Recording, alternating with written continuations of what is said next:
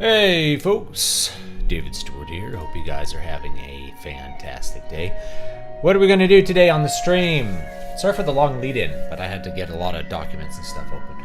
We are going to publish a book live, so I will show you step by step everything you need to do to take basically a Word document like we have here and turn it into an ebook and a physical paperback. This is going to be something I wrote live on the stream.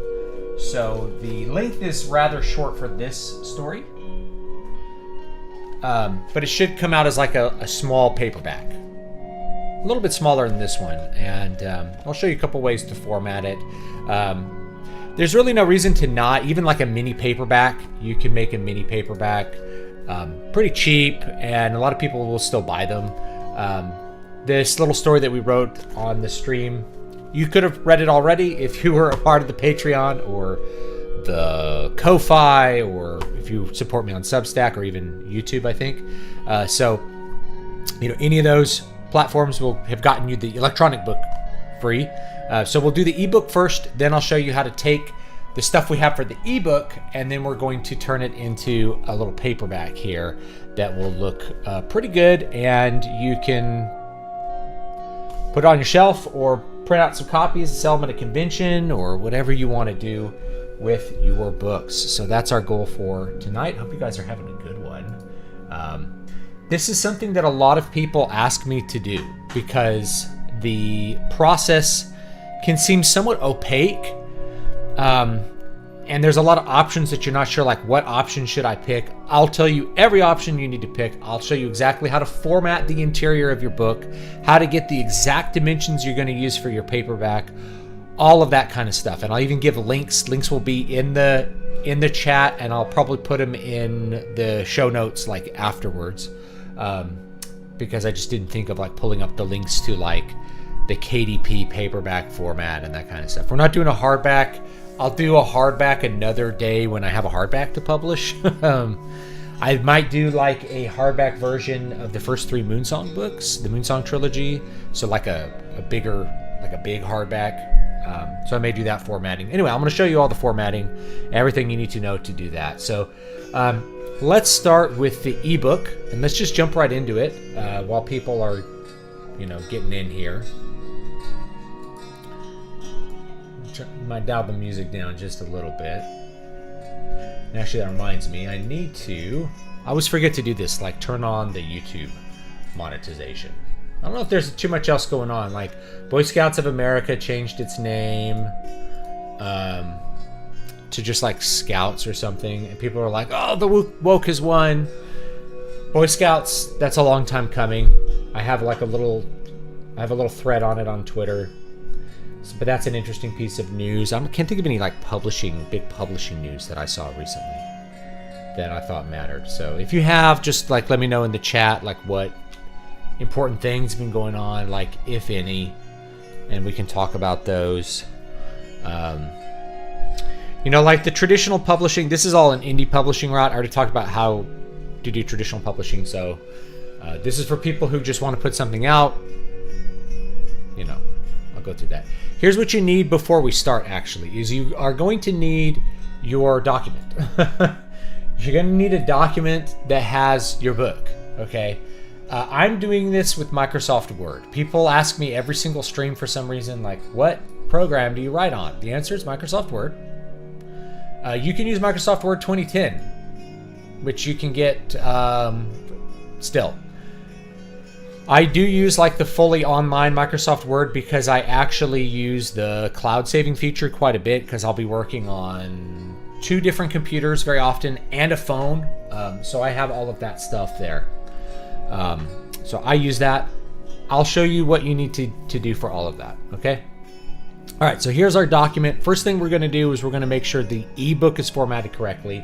I also have, of course, the ebook cover, which we designed, and I'll show you how to turn that into a full paperback wrap towards the second half of the stream, hopefully. Depends on how quickly we can get through this, and I can show you all this other stuff. All right, so to start with our ebook, we have a few things that we want to add to our ebook in order to make it work on Amazon without anything else.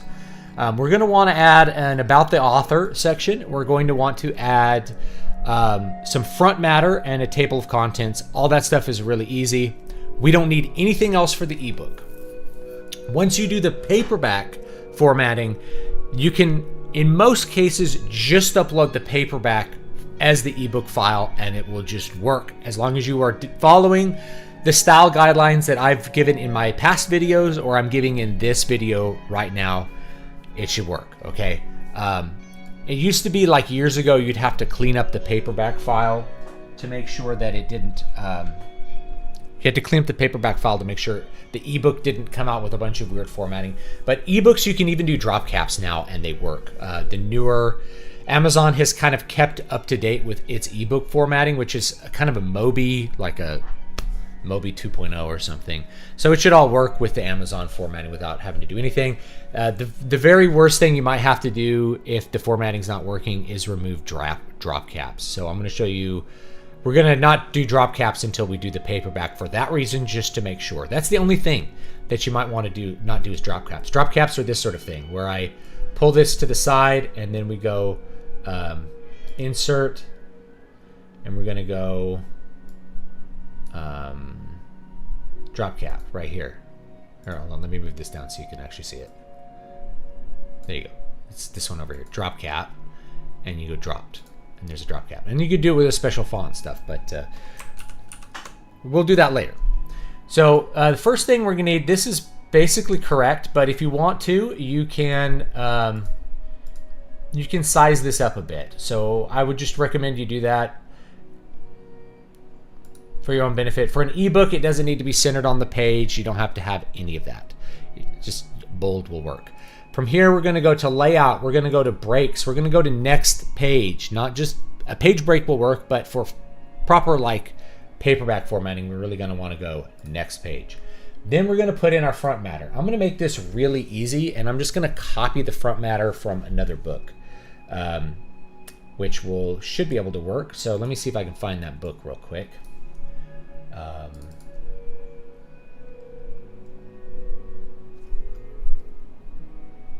Because it should be, I'm just going to copy this stuff out of Demon X Machina, which should work fine. Here we go. So here's the Demon X Machina. We're going to copy this, and we're just going to change a couple things.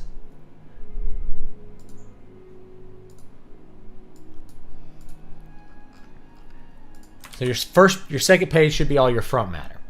2023, well, that was last year. This year's 2024. Copyright 2024, your name will be there for your book. All rights reserved. You want to do all rights reserved. You want to make it clear that people cannot copy your book legally. And I double up. No part of this text may be reproduced in whole or in part without express written permission of the author. Now, if you know how fair use works, you know that doesn't apply to fair use. This is like if somebody wants to give half your book for something, right? No. Fair use is like up to 10% or educational. You can look that up later. This is a work of fiction. Okay. All persons and events portrayed within are fictitious, and any resemblance to any person, living or dead, is purely coincidental. What is that legal disclaimer? That's just to catch all that if someone says, this character is based on me and is therefore defamatory. It's not. It's a fictional character. I can't defame you through a fictional character, and I'm making that clear. You don't actually have to have that, but I've always put it in there because of just some really old stories about authors getting threatened with defamation suits because a fictional character appeared close to a real person or was a parody of a real person. Okay? Cover design by David V. Stewart. All that stuff is true. Okay. Next thing, we're going to go breaks. Next page. Let's make sure that looks good. Here we're going to insert a table of contents. You go to insert. We're going to go, maybe it is references. Oh, yes, table of contents. They moved it. Table of contents. We're just going to do like an automatic table number 1. Okay. So this is kind of formatted weird, as we can see. Right? I might change some of these titles here, but it's formatted a little weird. We can try a little bit of a different one. If we don't want one, we can also use Roman numerals. I like Roman numerals quite a bit too. So let's go ahead and let's do our formatting, and then we'll come back and do the table of contents. It doesn't really matter. The point of the table of contents for the ebook is to give like hyperlinks that will send people to specific parts of the book. That's all.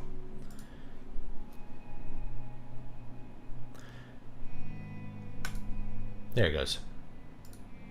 For whatever reason, this one ended up bumped over. Not sure what that's about, but whatever. We'll just make it look right. Okay, contents. I like the contents to be centered. I don't like sans serif fonts for this kind of thing, so I'm actually going to change this to something else, Trajan Pro. It's a much better font for this kind of thing. None of these fonts are going to show up in an e-reader, by the way, so you don't really need to, for an ebook, you don't need to agonize over what fonts you use. You just don't, okay? From here, we're going to go layout, breaks. We're going to go odd page. This is going to be our title page. It's going to be called Sorceress Blood. This is an old thing, right? Is that you have this as a title page. Go up, up, up. Let's make it nice and big. Sorcerer's Blood. We're going to do another one. Layout, breaks, odd page. This will only matter for like the for the paperback, and I'll show you why. Okay. For this, you're going to want to alter our normal thing here. We're going to modify this. This is the style that we've used to write the book. So we're going to modify that. The modification is going to be a couple things. First thing we're going to do is we're going to go to paragraph. Hopefully you can see this. So paragraph alignment, we're going to go justified. That means it's going to fill up the entire line. For an ebook reader, this actually doesn't really matter. But if we're going to make a PDF or something out of it, then we're going to want to do it. So we're just going to do mostly our actual paperback formatting right now. Indentation, first line by 1/4 inch. Okay. You can even shrink that if you wanted to. If you're wanting to like pack in the pages, you could shrink that first line indent. We want our spacing to be pretty much just single spacing. We want all this kinds of stuff. We're going to hyphenate it later. We're not gonna hyphenate it right now. Okay, this is all you need right now. Don't add space between paragraphs of the same style. Hit OK. We're gonna change our font to anything you want. We can leave it Times New Roman right now. Actually, it's going to be just fine for what we're doing. When we do the paperback, we're actually going to want to change the font to probably a better font. So I'm actually going to change it right now. I'm going to see if it's still on my computer. Arno Pro is what I like. So I'm going to do Arno Pro for this. This won't show up in the ebook, like I said. Hit OK. I like Arno Pro. It's better. We're going to alter this one too. I'm going to modify. We're going to make this Trajan Pro. We're going to make it black. We don't need blue anywhere in here. We're going to make it center, and we're going to go to paragraph format. We're going to have none, so it'll be in the center. Spacing before, we're going to make it pretty big spacing before, like 36 points, and spacing after, we're going to make it like 24 points, so it'll be above the text. And let's take a look at how that looks. I'm going to shrink the space afterwards. After, let's shrink it back down to like 12. Okay. I have a little extra space there. There we go. That's perfect. Okay. 1, the Withered Lord. Okay. Perfect.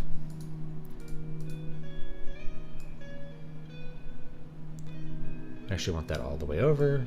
I'm not sure why that was doing that. There we go. That should work. All of these should now be correct. Some of these ended up with kind of a weird indentation, so I'm just going to fix all those.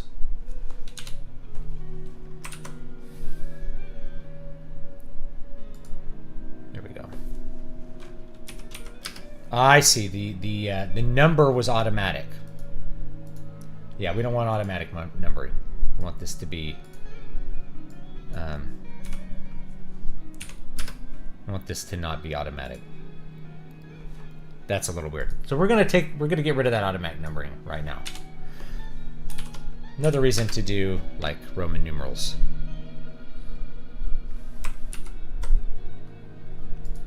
There we go. We'll do Roman numerals. Because I don't want to fight with the formatting of this stupid thing here.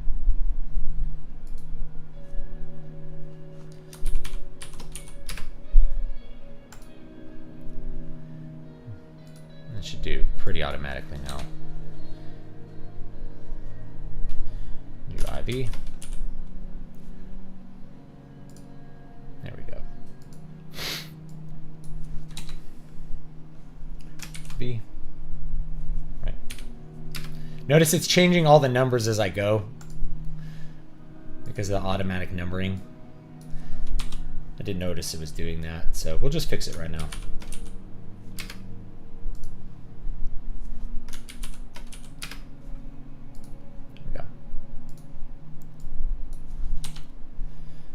Automatic numbering is something that I actually really intensely dislike.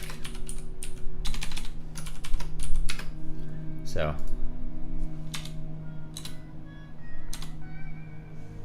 what's the next one? 8, V, I. Click that, it should format it. There we go. The Dead City. IX.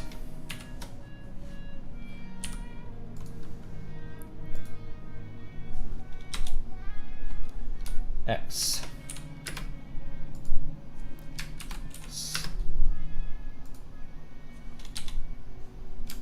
XI.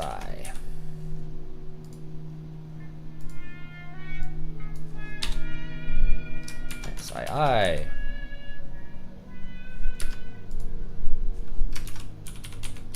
Rid of all that automatic numbering, which I hate.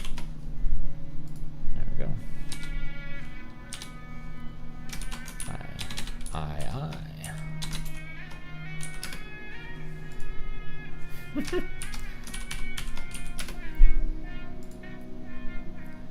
And we'll fix all this.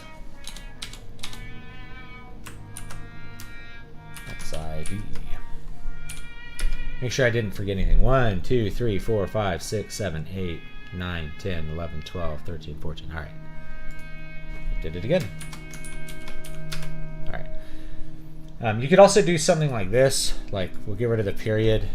And you could put like a colon. I like colons better. I think I do that in the other books. So let's just do colons. Let me check. So I have here. What do I do in all my other books? Do you use page breaks for chapter? Yes, we will do that. We'll double check that. What do I do in Water of Awakening? That's a question.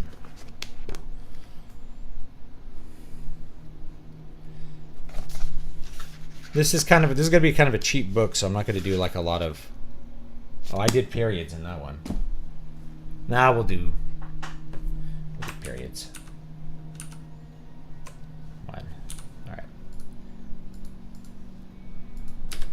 Okay, make sure we got spaces. All right, so we're going to go through each one of these. We have a proper page break here.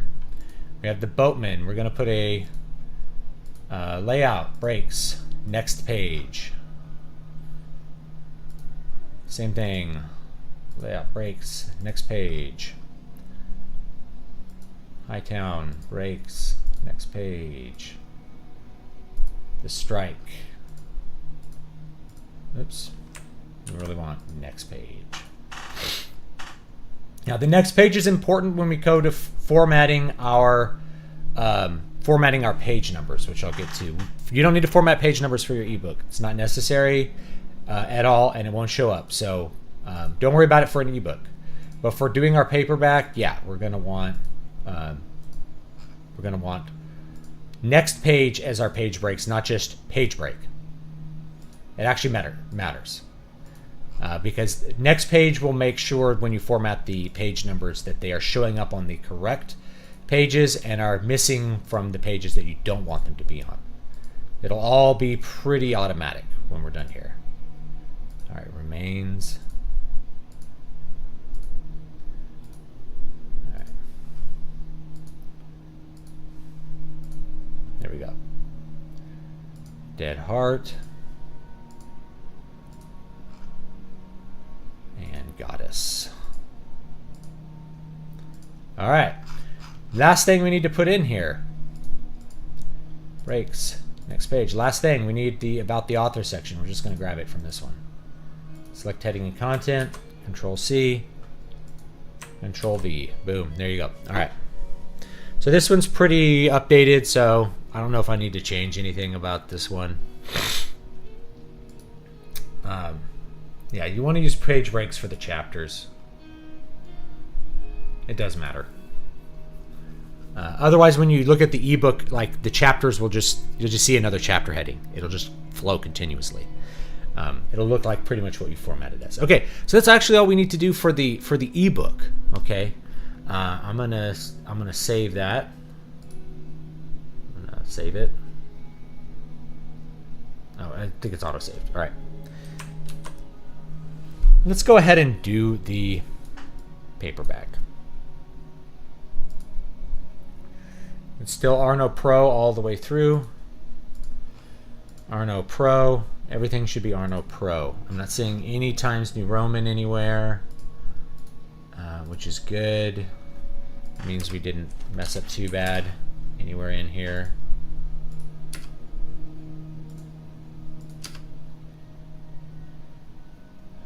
Okay.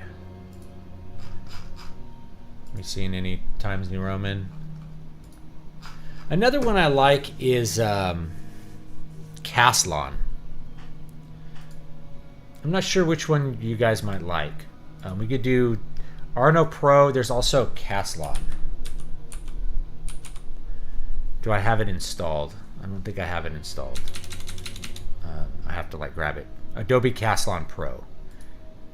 Which just looks a little bit different.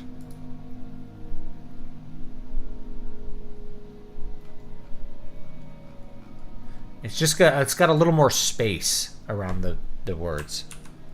So you can see like Arno is pretty tight. It's a pretty tight font. Caslon's got a little more space.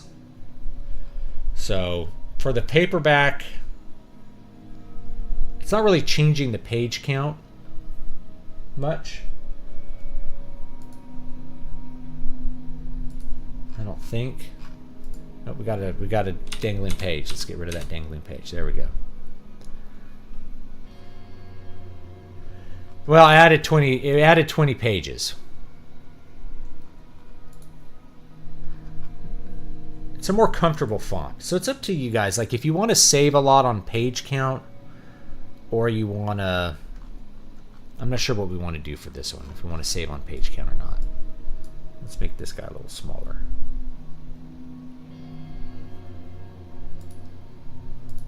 It's honestly good. All right. Contents. You're going to go update table, update entire table.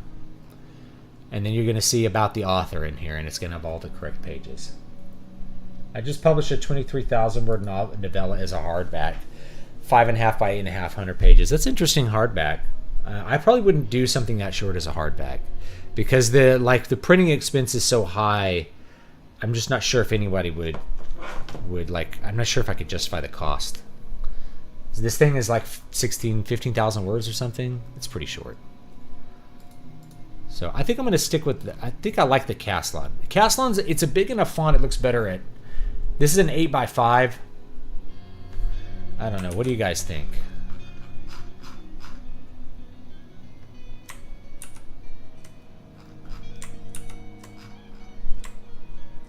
Oh wait, no. Let's redo all that. Okay. So yeah, we can change this. I like Arno is a very,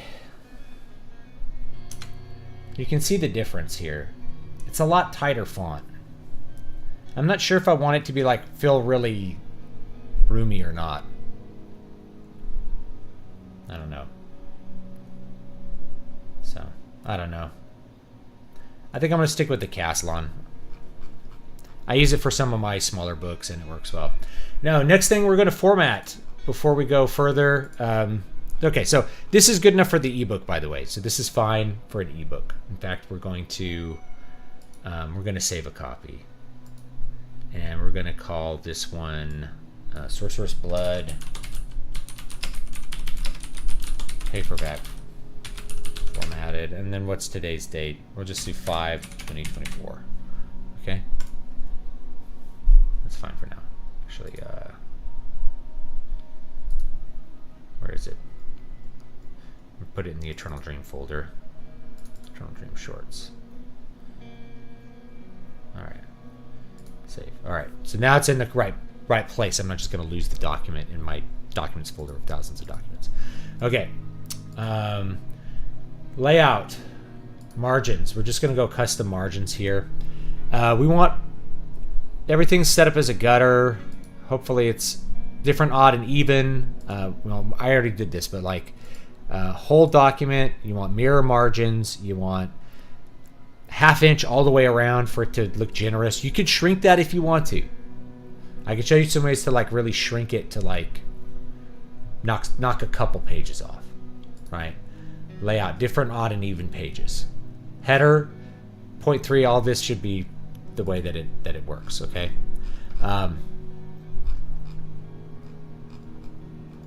Let's make a header. We're gonna make a header and add page numbers. This is kind of weird way to do it, but basically we just click up in the header, and let me see how I usually do it. I think for left-hand pages I have the title, and right-hand pages I have the author, but sometimes I reverse that. It doesn't matter. So this is gonna say David Van Dyke Stewart. Okay, we're gonna just have it center justified. Put it in the center. We're gonna make this font something else, like Trajan, and we're gonna actually shrink it down to like 10, like that. And we can even make it smaller. You can actually make it like an 8 and bold, and that works fine, right? That actually works fine like that. It just needs to be separated from the rest of the words on the page by a little bit. Like I might make the header a little bit shorter, like 0.2, just to kind of get it a little further away. So that'll work fine. You notice that the header is different on these pages here. So we go here, we're going to put in another header. It's going to be called Sorcerous Blood. And we're going to do the same thing. We're going to make it Trajan Pro. We'll just keep everything Trajan Pro. We're going to shrink it down to 8, and we'll make it bold. Okay, and I'm going to do this. I'm going to go layout, margins, custom margins. Okay, header. We're going to go point. We're going to shrink it just a bit, 0.25.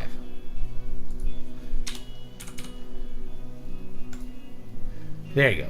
Just a little bit further from that paragraph. That's going to be perfect. Now let's add in some page numbers. There's different ways to do page numbers. So one of the things that you can do, by the way, is you can put page numbers all in the header if you want to save space. If you're trying to like ship this with as few pages as possible, which you don't really need to with a short book. It's not going to, like, you're pinching pennies at that point. But it might matter if you're trying to cut like 50 pages out of your book. This thing will add up if it's like a 500-page book. For a 60 or 80-page book, it just doesn't matter. Like if you cut 3 pages out, you've saved yourself like 3/4 of a cent or something. It's like not even worth it. So I'm not going to worry about it. I'm going to put the page numbers at the back so it's a really good reading experience, or at the bottom. So what we are going to do here is, this is going to seem weird, but we're going to click on this first page. We're going to go to insert, and we're going to find, where is it? Page number. So we're going to go page number at the bottom of page. And there's a couple different ways you can do it. You can make it say page 1. There's a bunch of automatic numbers. Word will do it pretty much automatically for you. So the question is whether we want it on the edge or we want it on the side. I'm going to see what I did with this one. I put it on the edge for this one. I think that works a little bit better for a small paperback versus it being in the center. I think it looks good in the center with a 6x9 or larger. But let's put this one on an edge. Actually, you know, I think the really big ones, it looks better on the edge because you're like flipping through a giant page. So if you're getting really big, 8.5 by 11. Let's see if I have one here.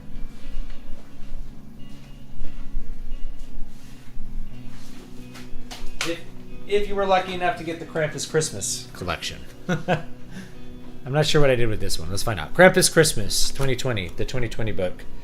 Yeah, I put the page numbers like way over on the corner. Right. So if you got the Krampus 2020 collection, which had a bunch of unpublished books, there's a bunch of stuff that is actually not... There might actually be stuff that's not available outside of this. Oh, this was the first time that you got to see Wasting Desert, I think, was this book. And then I published it as a standalone because I figured people didn't want to spend $20 to read like a 20,000 word book. Okay, someone's asking about fonts. E.B. Garamond, yes. Obscure Artiste is correct. E.B. Garamond is what I recommend if you are wanting free fonts. I mentioned this in other videos. It's the best free font. The only thing is you don't have to not use Times New Roman. Times New Roman is a great font.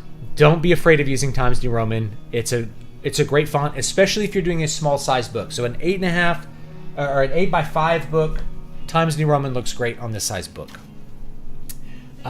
E.B. Garamond is great in just a little bit larger, 6x9 or whatever, but it looks fine in this format as well. So E.B. Garamond, I think the first edition of Water of Awakening uses E.B. Garamond. Then I switched it to Adobe Garamond later because it's just slightly better, and it's a premium font. I paid for it, might as well use it. So yeah, E.B. Garamond is probably the best free font for your body work that you can do. And it comes with like a small caps font that I use. Another good one for just display or like headline font is Cormorant. So Cormorant is a whole font family. I use it on book covers all the time. It's a really good serif font that's free. Okay, so yes, we're going to insert a page number, bottom of page. We're going to make it on the edge. And we're going to format this page number. Notice it does some weird stuff. It starts as page 7. We don't want this to start at page 7. We want this to be page 1. When you do this as an ebook, it will automatically put the reader on page 1. So we're going to go over here. We are going to page number. We're going to format page numbers. We're going to start at 1. Okay, start at 1. Now, we're going to format it again. It should say 1. We're going to insert it down here, too. Insert, page number, bottom of page. Should be here. Oops. Insert, page number, bottom of page on the left-hand side. There we go. So we're going to do the same thing. So on the left pages, well, I had these reversed. Hold on. These are reversed from where they should be, I think. Yeah. No, this is correct. This is correct. Yeah. All right. Then we could format these, basically whatever fonts you want to use. So Castellan works fine as a font. You could do like a different font if you want. We're going to make it bold, and we're going to shrink it down to 10, though, because we just don't want it to be that big. So same idea. Bold, we're going to shrink it down to 10. Now we're just going to check and see if this works throughout the entire book or if it's doing weird stuff, and then we'll come back and clean it up at the beginning, okay? Let's see if it's working down here. 78. 81. Now, a lot of people don't like to have the page number on the same page as a chapter heading. That's what I tend to do. Okay? This one is a little bit off right here, as we see. Bump that over and make sure that we're not getting weird placement of this stuff. Okay, I think this all works. Okay. All right, here we go. Because I did odd and even, we're going to insert it one more. Insert page number, bottom of page, bottom right. There we go. The same thing. We're going to go bold 10. We're going to delete that extra line there. There we go. It says same as previous. That will help us out with a lot of things. Oh, before I go any further with this, I'm going to do something else here. Go over to settings or options. I'm sorry, options. And we're going to go to display. We're going to show all formatting marks. So every space is going to be a dot. Paragraphs are going to show up. So this will just help us to clean up the formatting a lot as we go. Okay. All right. I'm actually going to delete this page number. Okay.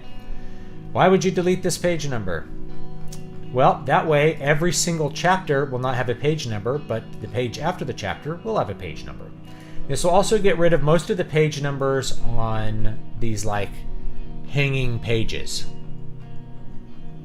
Right? Now Word will do something weird just to let you know where they will put in invisible pages. They have never fixed this in 20 years. There's an invisible page between here and here because I used an odd page. If you want to get rid of that invisible page, this is what we're going to do. We're going to do 2 next pages and put a couple of blank lines in there. And that will actually make it work. It thinks that you don't want to see the blank pages. The problem with that is that I'll show you if we export it to if we create a PDF here real quick. I'm going to create it in here. Eternal Dream Shorts. I'm just going to create it here real quick. You'll see that there'll be some blank pages with page numbers on them.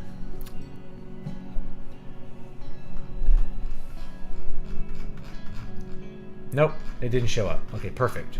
That's what we want. We want the page numbers here and here, and not on any of these blank pages. Actually, that's perfect. That's what we want. All right, so we don't have to do that work. Sometimes it doesn't work, and you have to fix it. In which case, that sucks, but it is what it is. So our paperback's mostly formatted at this point. We may want to just kind of change up some fonts here. So I'm going to make this. We're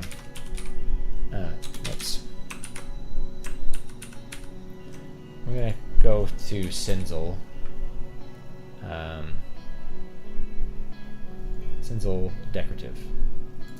All right, and we're gonna make it match the cover here. So I'm just gonna like match I'm gonna match all the ligatures and weird stuff from this one. Okay, just so it looks like really consistent. The R, that one's an R, and then we have a funny O and U are big. B is big. L is gonna be big, and then no. Well, it doesn't. It's not doing those together, but that's okay. That'll be fine. Okay. And we could even do something like this. Boop, boop, boop. I love how it makes the paragraph in like the style of the font. I find that really hilarious. Zoom out a little bit to see our pages. All right, that looks good. And let's up that. I like my name to be bigger. All right, I'm important. Got 18. All right, there we go. Contents, we're gonna update page numbers. Okay, boom. So we have all that. This looks good. We're gonna put that in the middle. This will look okay on ebooks. I just leave it that way. Now, if we want to do any other formatting, now might be the time to do it. So it's looking good to me. This is like a good 8 by 5 format. Let me check the chat real quick. See if I miss anything.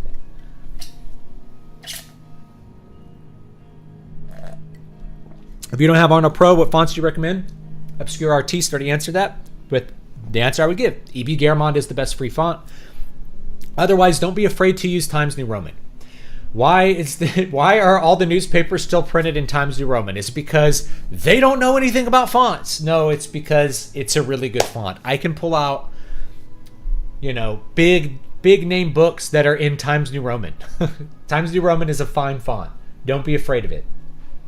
I just like things to look a little fancier for a fantasy book. That's all. Yeah, E.B. Garamond. I think I will pay for the whole Kindle formatting bit. My book is huge, and there's a glossary, maps, a calendar, a cast of characters, etc. I have all that. All that stuff works fine. So as long as it is in a heading like this, it will work on your table of contents, and you'll have a hyperlink for it. So as long as you have one of your heading formats for any section that you have, it's there. Same thing with images. As long as the image has the anchor below wherever your heading is, it will show up. So I have like an ebook with maps, right? This has like maps in it. And so if you get the ebook, the first thing that's there is a map. There's a map, and then there's all these little pictures. Same thing with, actually, Needle Ash is better, because Needle Ash has like pictures. They're just in the text wherever I put them. They just show up, the text breaks, and then there's the picture, and then the text starts again. So I don't even have to really do any other kinds of crazy formatting. What's cool is once you have the formatting set up, you can also do this exact same formatting for Drafted Digital or Smashwords or anything else you want to use it for. Real quickly, I'm going to check and make sure I don't have a lot of hanging paragraphs. See, here's one. We want one paragraph mark above each of these. That's all we want. More than that, it's going to come down too far. I'm going to clean this up.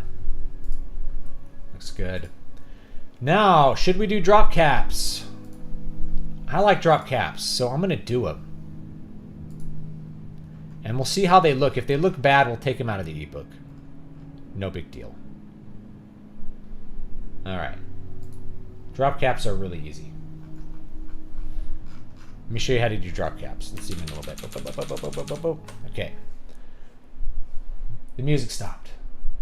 Video pause. Continue watching. Yes. Thank you. Tell my ads. Look.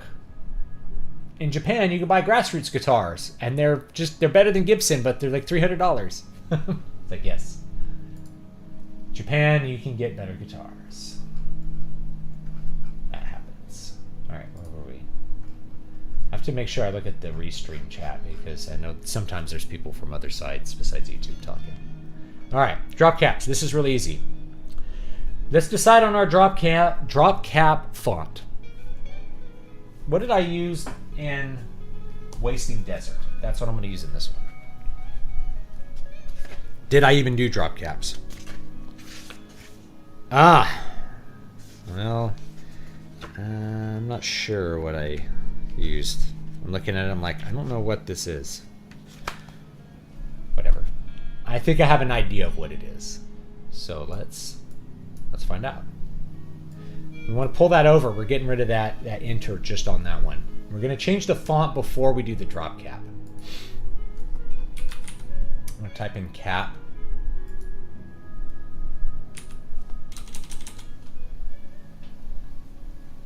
I think I had a Gaudi initial in. Yeah. Gaudi medieval alternate.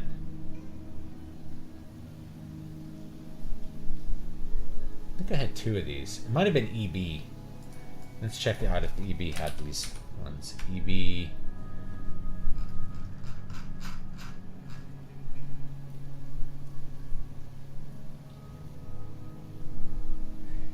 WB caps.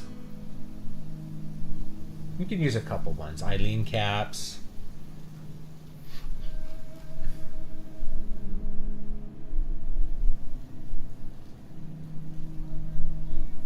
These ones are kind of fun. We're just going to find a cap font we like. Gotiche. Gloucester. I like that one. I might want something a little edgier. Something a little more German. And we'll do this one. Insert. Drop cap. Dropped. I'm not a fan. It looks a little weird there.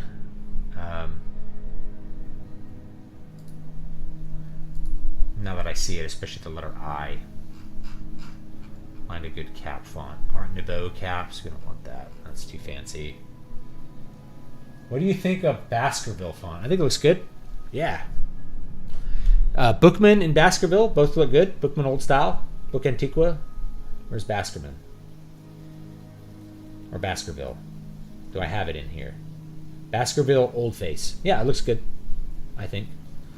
It's good. It's a good typeface. You mainly want... Okay, so I didn't mention this like super specifically, but I will now because it's extra important. Never, ever, ever, ever, ever, ever, ever, ever, ever, ever, ever use a sans serif font as a body font in your book. I believe this is true for every style, every format, fiction or nonfiction. You never want sans serif. And the reason is if I put this in sans serif, what it looks like to the reader is a bunch of vertical lines. Sans serif looks great for display, for products. It looks good in many different formats. It looks terrible when you're trying to read prose. It looks terrible when you're trying to read formats. Even if you're doing a textbook, just do Times New Roman. Okay? The serifs make it easier for the reader to comprehend what letter it is. Carrot caps. I'm going to find a cool cap here. Decorated Roman initials. Let's see what that one looks like.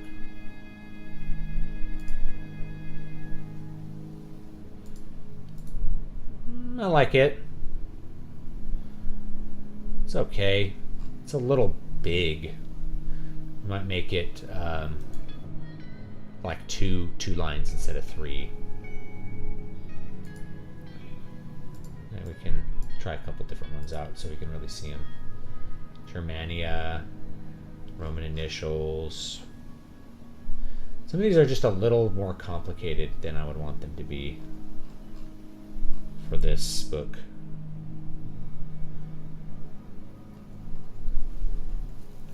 I want it to look like an I. It's pretty important that it looks like an I. See, I tend to go back to like the Eileen caps because they're just very... I have 2 variations, so I'm going to use these again.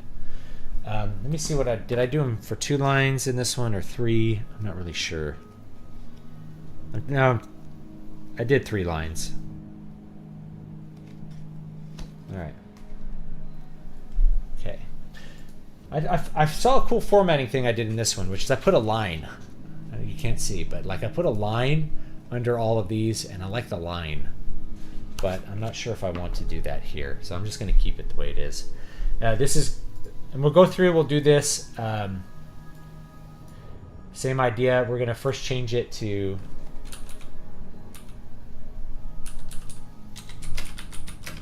Eileen caps black. And then we're going to insert drop cap dropped. There we go. I huddled. It's a little weird, but it works. We're starting a lot with I. You don't have to do this. I like fancy things, so that's why this is like this. Okay. I'm gonna go Eileen caps and then insert drop cap dropped.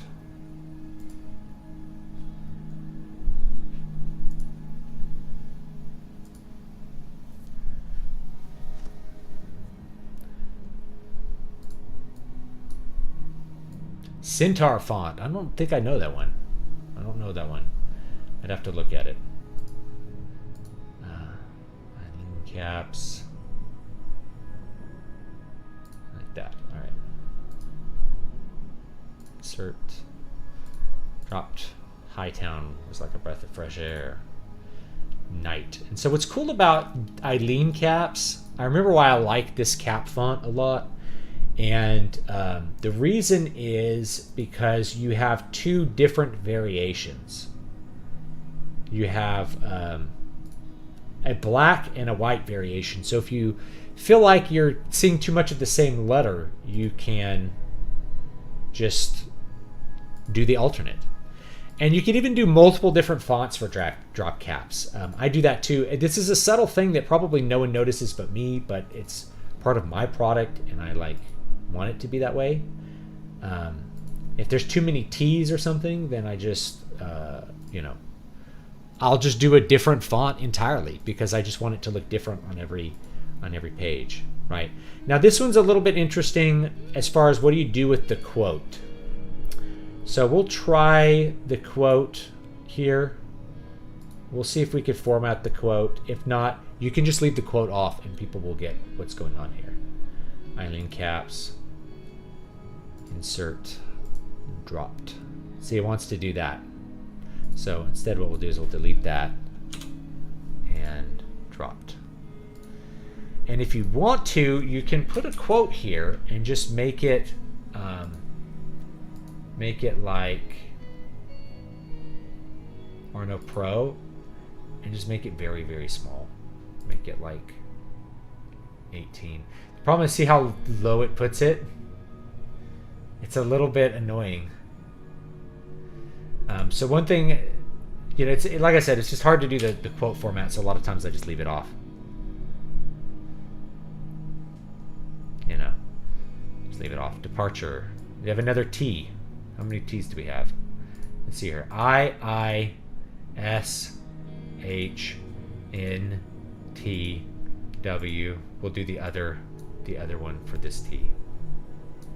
It's going to be Eileen regular. Insert. Drop cap. Dead City. Another S. So we just do the other S for this one.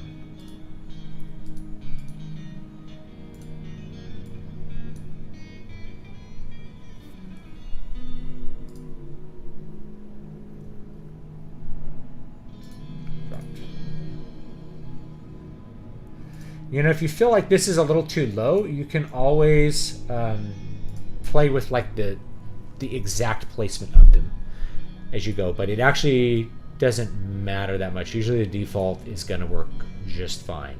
We have another T. So watch, I can do just a completely different font if I want. I'm going to do decorated Roman initials, even though that one's weird. All right, let's find another one that has a closer T to what we're using.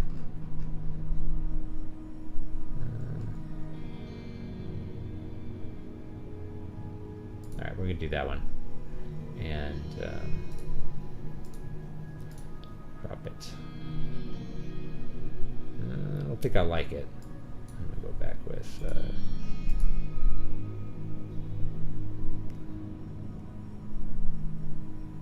There we go. That looks better.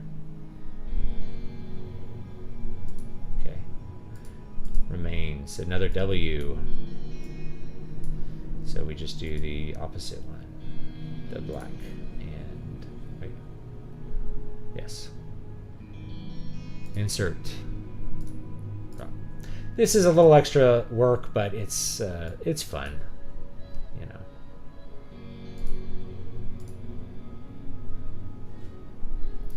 the black here.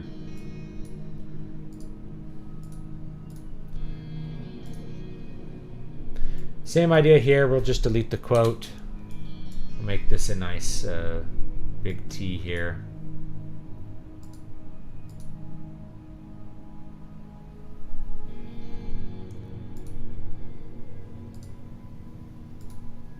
But you could always switch it out for like something else, some other font if you want. You could do different fonts on every chapter.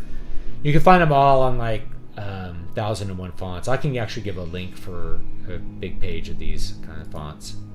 All Where's the black? There we go. All right. There we go. Okay. Save that. That's our paperback. Okay. So to do our paperback, yeah, looks good. All right. So here's the thing. To do our paperback, we need to make sure that it is a PDF. So we're going to create PDF. I'm going to replace that one. Replace. Oh, the page isn't on screen anymore. Sorry. There we go. You're sitting here watching me look at the screen. Okay, so there's all the drop caps. This is ready to go to press. Okay, so now let's go over to Amazon and let's get started on the Amazon stuff. Okay. Thank you. Sorry.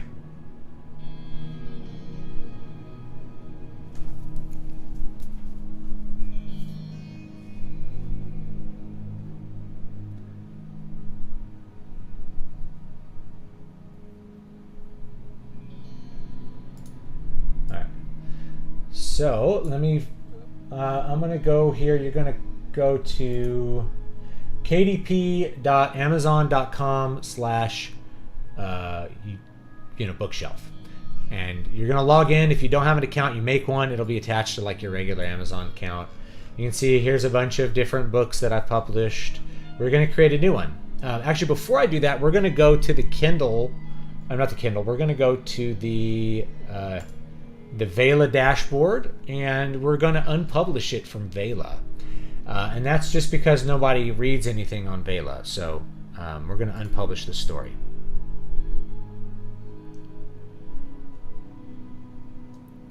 Yeah. Yes. Contact us? No.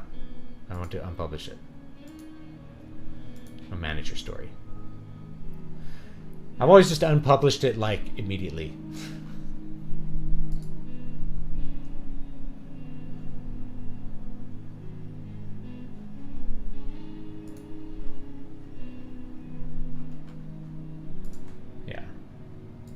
There's no one reading it, so it shouldn't matter.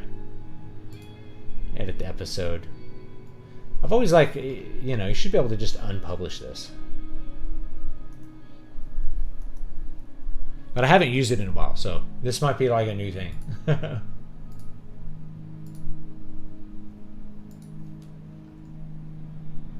Manage your story. Yeah, I've always just unpublished. There's one that's unpublished. I need to unpublish the other ones. Oh, I have to contact you guys. All right. Well, you know what I'm going to do? I'm just going to put it on the regular store, and we'll see what happens. We'll see what happens. This would be a good way to test this out. Because I don't really care about that. So we're going to start with a Kindle ebook. We're going to start with the ebook. We'll do the paperback afterwards. Book title: Sorceress Blood. Series: add to series. Select series. Eternal Dream Legends.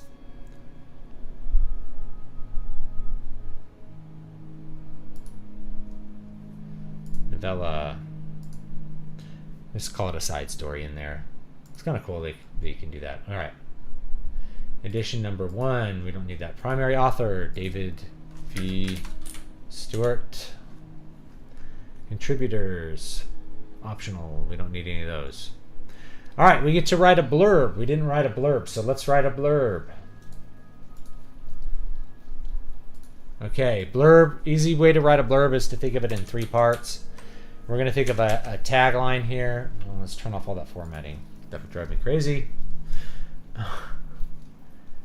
Display. Let's turn off the formatting marks. Okay.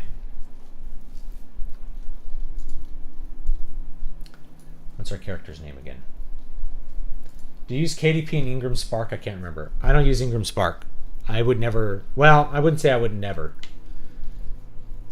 The people I know who use Ingram Spark hate them. They mess up your books and stuff. Though Ingram Spark does a lot of printing for Amazon. It's like the same printer.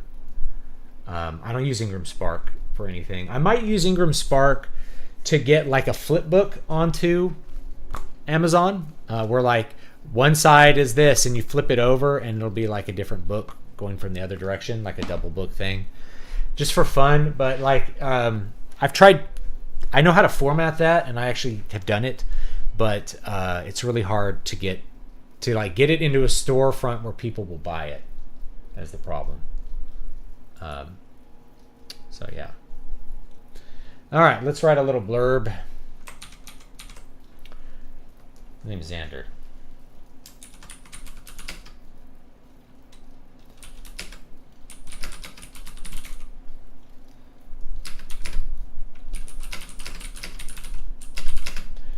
What did I change this guy's name to? Where is it? Sorcerer's Blood.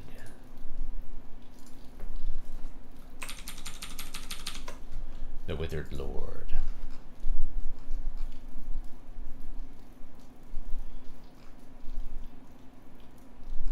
I'm trying to remember what I changed his name to.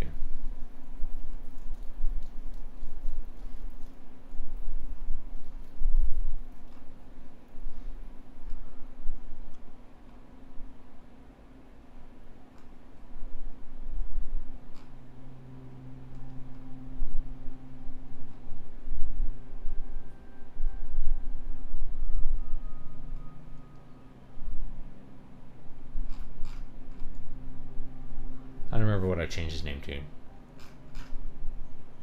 Mogthier, that's right.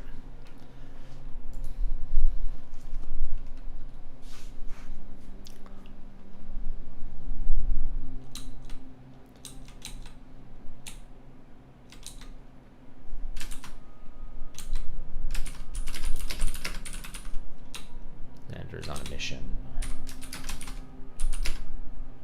Cut.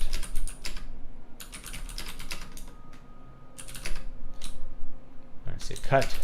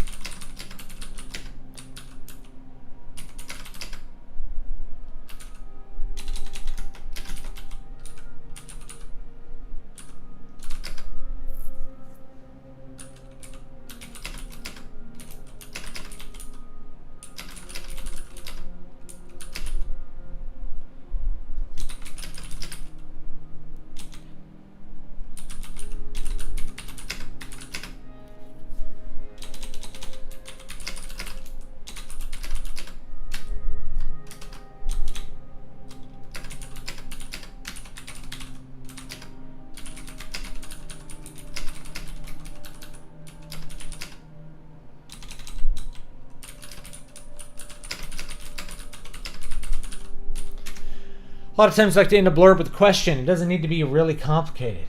So,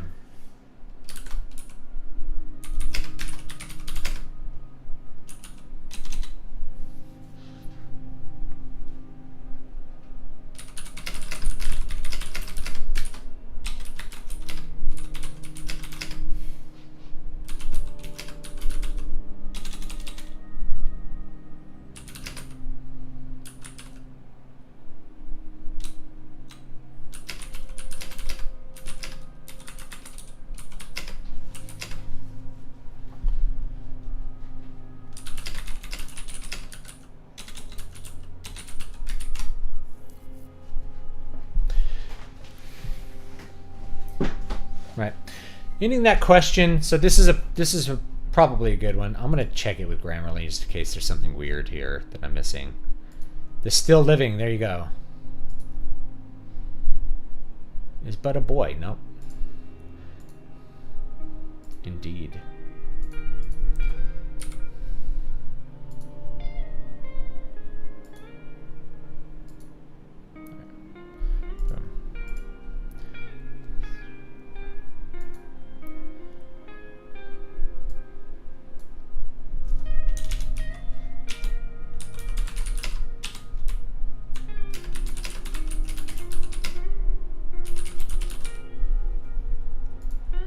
All right, that sets up everything. A lot of questions that we want to get answered, so we'll just use that as our blurb, and we'll put that on the back of the paperback as well. Has to be really, we'll keep it really simple. And then we can put a little tag here. I'm actually going to do it in the other document here too. David V. Stewart, author of the Moon Song and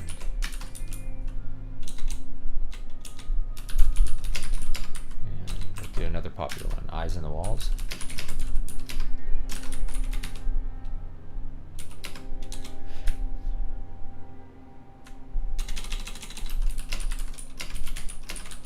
Do the Dark Mind. I'll play myself up a little bit.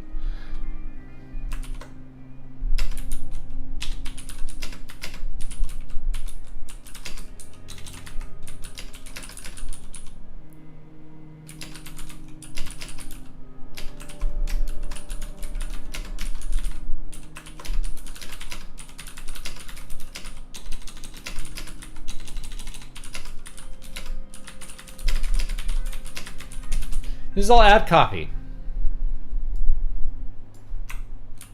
It's all ad copy, isn't it?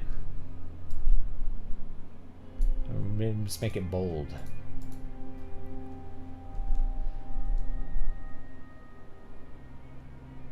I own the copyright.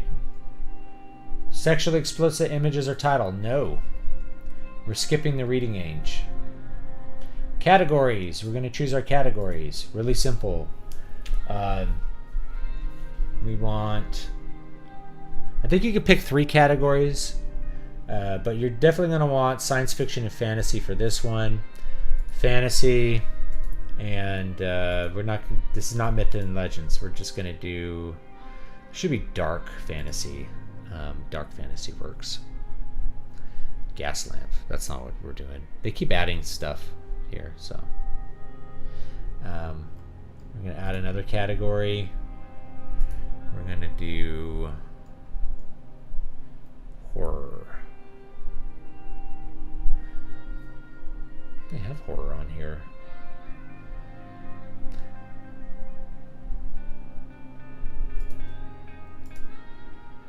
Horror. Literature and fiction. Horror.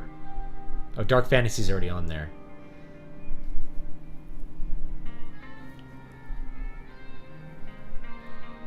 General horror, and then we'll do general fantasy. That's pretty much it, right? We do action and adventure.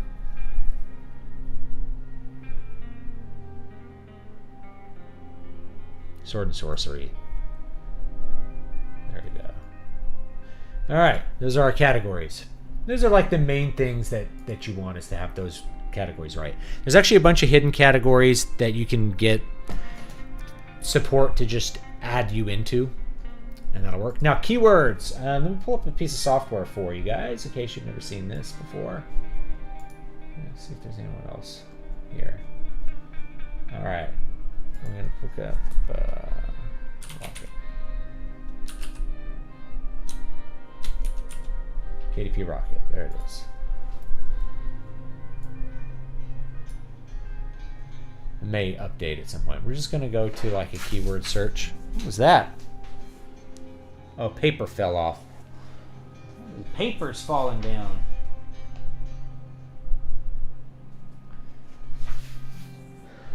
Paper's falling down over here. Where? Oh, okay.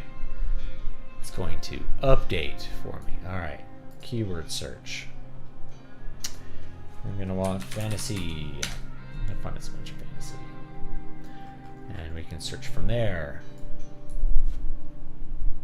Doing a competition analysis. Fantasy horror. A lot of times people will do this before they even start writing stuff. Right? And they can look at what's out there. This is actually a really good cover. Oh, look at that cover there. Sins of the Heart. It's a good cover. I've noticed this trend of like really super over-designed covers, and so I definitely need to like up my game and figure out how to do this, do something that's super over-designed like this. because I think it looks good and I think people like it. Notice how over-designed this central object cover is. Just a bunch of extra crap added onto it. It's not simple at all.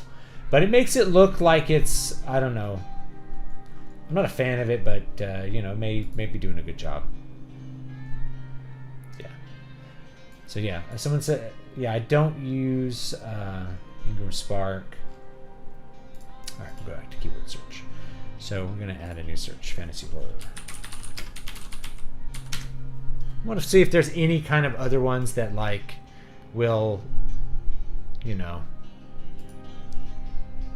I'm gonna pull some of these up, see if any of these are like, we want low competitive and a lot of searches. So this one's really good, fantasy horror romance. This is not really fantasy horror romance, right?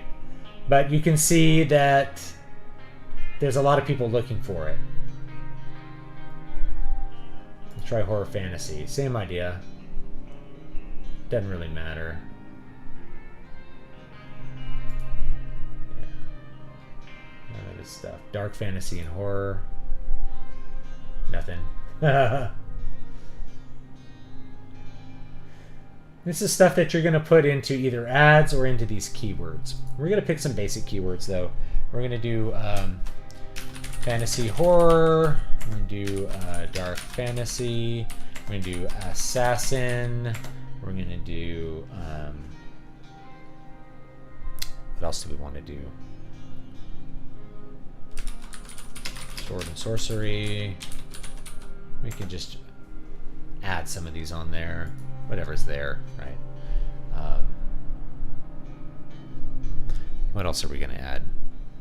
We can think of... You don't have to put all of them in. You didn't see the over-designed cover? It's right here. We could pull it up again. This one's like crazy over-designed. Sins at the Heart. Can I go check it out? Here it is. So yeah, this is super over-designed. Look at this thing, okay? So it's got like this crazy design here. By the way, almost everyone could put national best-selling author if you know how to game the system. It doesn't mean anything. It's just ad copy. Like I could put best-selling author on mine because I've had bestsellers. You can have a bestseller in a category by selling 10 books. You know, some pictures of some guys. This is photoshopped. It's actually, let's look at it real close so we can see it. This might be the, I'm not sure what this image in the back is. If this was a stock photo or AI. This is like 4 guys that have been photoshopped to walk here.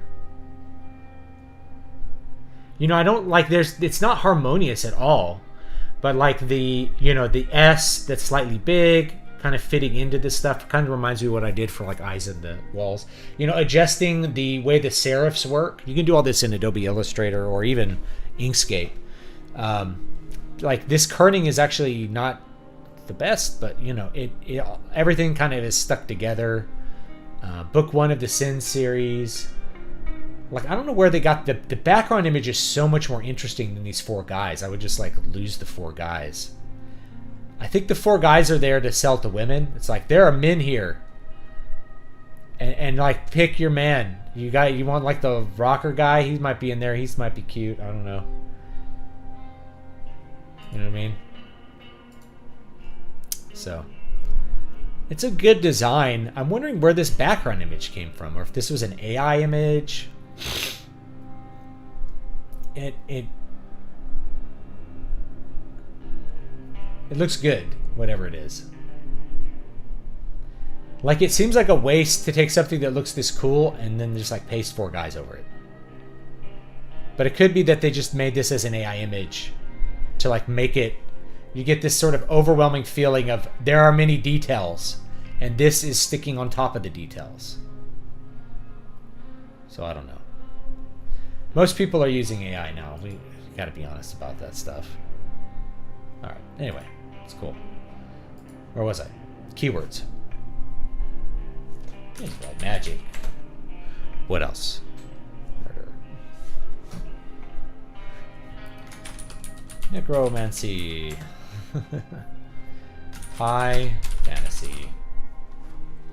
If there's any other like fantasy categories, we'll do those. You can always change these later. I'm ready to release my book now. All right.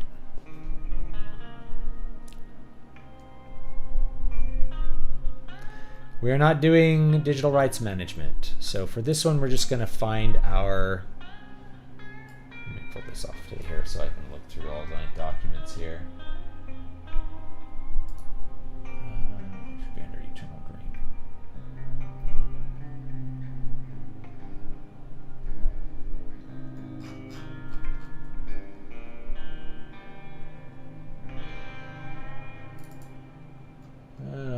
Let's go through so many different folders here.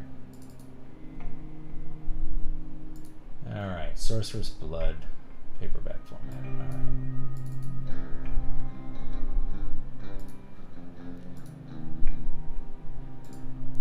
The file is in use.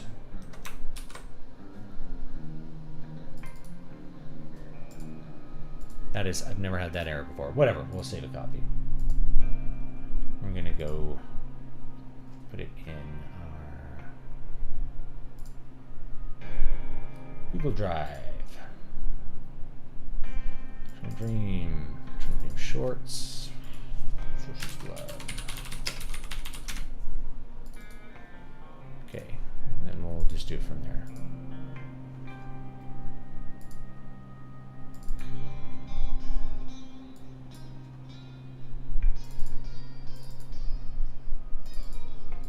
There we go. For whatever reason, it was hanging up on like trying to update it with the cloud. What do you think of an AI music generators? Have you tried any of them out? I haven't tried any of them out. I've seen some funny ones. Mostly, I think they produce boring garbage, but they are funny for making like, just I don't know what else to put it as, like funny things. You know, like the I glued my balls to my butthole again. Stuff like that. That is what I think they're really good for. Let's see here. Where did I put it down here somewhere? There it is. All right. Here's our cover.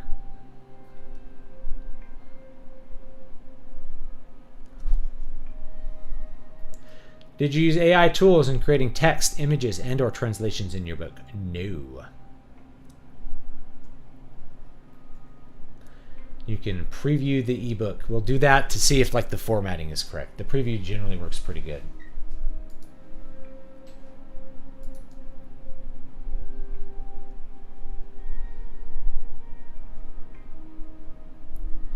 We don't need an ISBN. They'll give you an ISBN. You only need an ISBN if you're trying to track sales across like 20 different platforms, and for 99.999% of people, that doesn't matter. It just does not matter.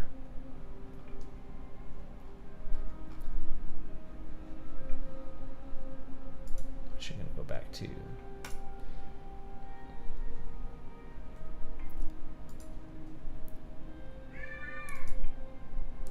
Yeah, we're going to go to Kindle Vela. Used to just be able to one-click unpublish, right? They really don't want you to take stuff off of this, I guess.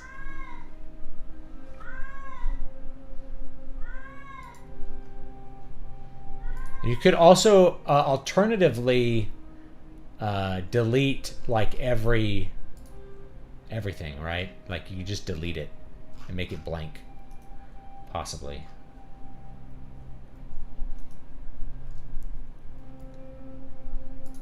All right, go to contacts. This is done here. All right, launch previewer. So let's take a look at the preview. There it is.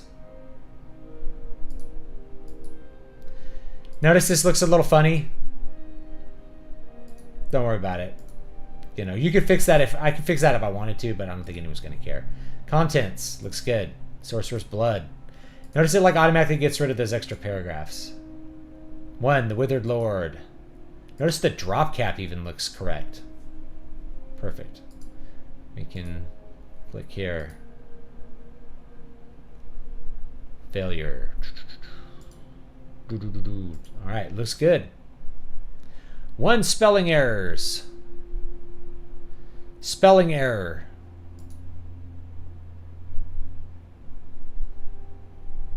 I may actually change this while I'm thinking about it, because this is a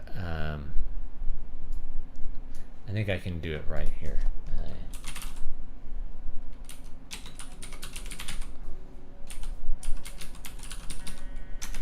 Flash at DVS Press.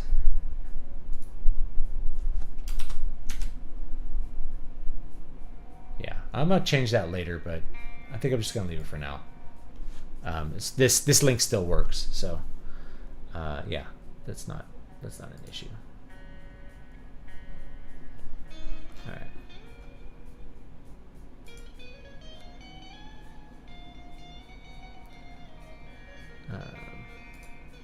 Ignore. Okay. No quality issues. Funny that it has a color. It has like the color picture. All right. Save and continue. This is a very short book. This will automatically be in like a short book category.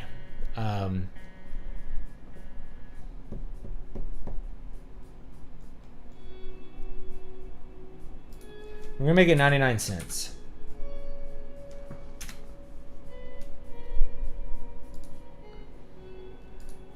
%35 royalty. We can enroll it in KDP Select.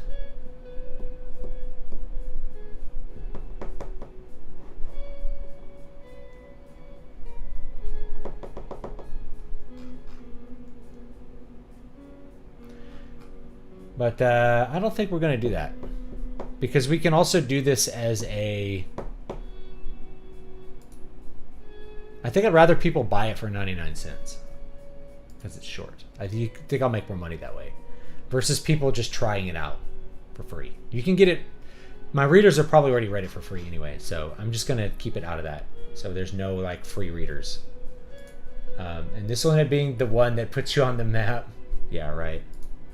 This is just a fun little short read. That's what this is. All right, I'm going to hit publish. Done. All right.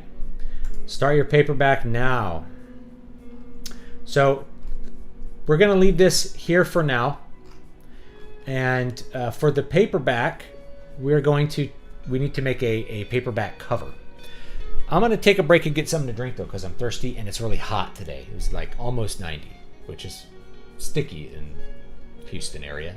So I'll be back in a minute with a drink, and then I'll show you how to turn this, turn it into a formatted paperback. So I'll be back in a minute.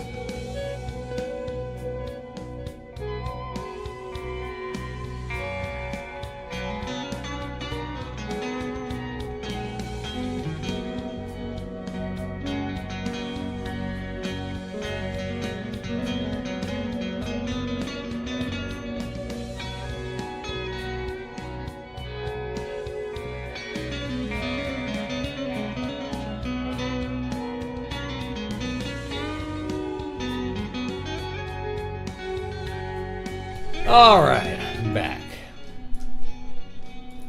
Okay. Check chat real quick. All right, we're gonna take this and we're gonna turn it into a paperback. But before we do that, we need to know how big our paperback is actually gonna be. So in order to do that, we have to go to a very particular web page, and I'm gonna pull it up for you guys. Just give me a second.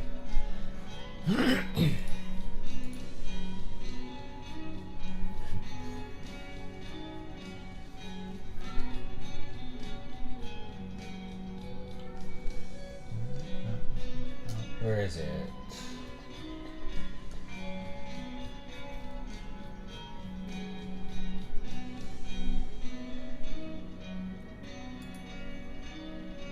All right. Here it is. KDP cover calculator. This is what we need. Okay. Binding type, paperback. It's all one page now, super easy. Interior type, black and white, paper type. Cream paper or white paper, doesn't really matter for this. You can do either one. We're gonna do cream paper. I think that just looks a little better for fiction. Looks more like a, I don't know, just, it's a little easier on the eyes maybe. Left to right reading direction.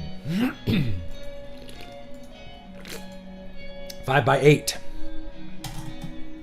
Page count. So we want the page count from our PDF, which is right here. You guys can't see this, so I'm gonna, for whatever reason, it always wants to launch this stupid thing in full screen on a 4K monitor. Kind of annoying, but anyway, we should have 87 pages.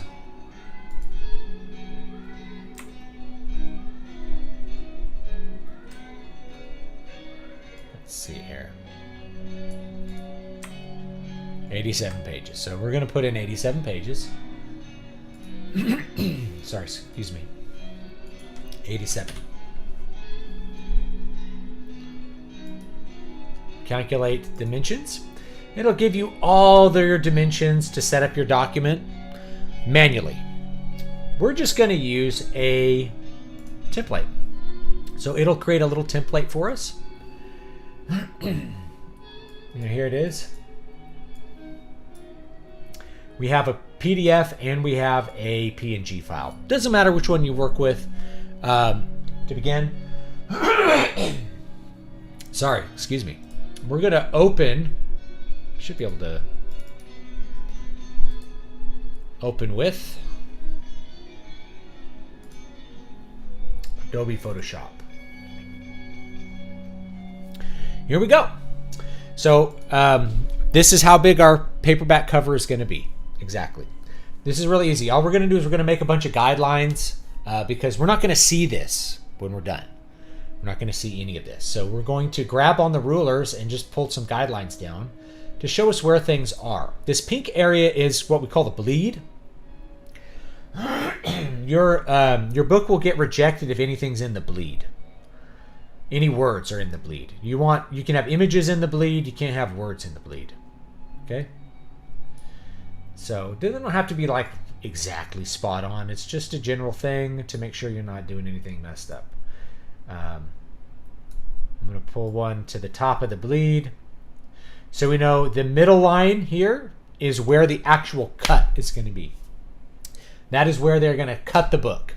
The far outside line is how much extra stuff you need in case the machine doesn't cut it perfectly and cuts it too big. You're not going to see a white line. You don't want a white line. So you have to make your images go all the way to the edge of that pink line. Otherwise, it's going to look bad. You're going to have a bad time. We're also going to want to put guides around our barcode locations to make sure that we don't have any text or anything under the barcode.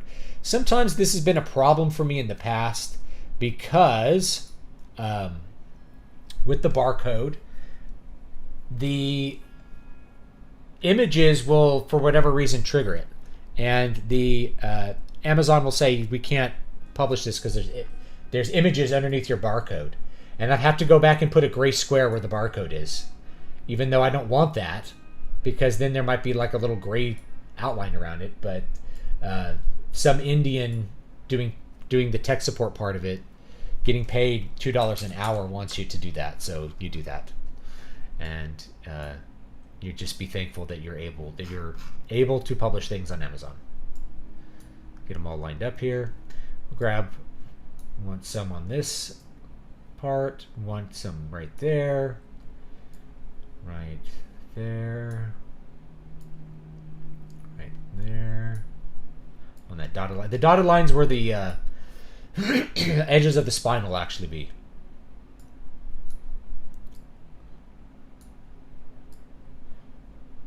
Make sure I have guidelines for everything. Oh, I didn't put one here. There we go. I think we got it. I think those are all the guidelines we need. I think this one is slightly deceptive. Sometimes I pull that one off for the barcode so that it doesn't confuse my eyes when I'm lining things up. Okay, so now we're going to go back here. We're just going to select basically everything down to here.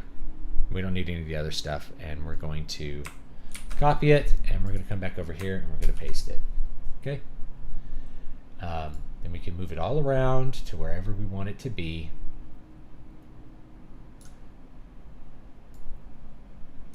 You could just use the flat image if you want, but obviously I am using the bigger image.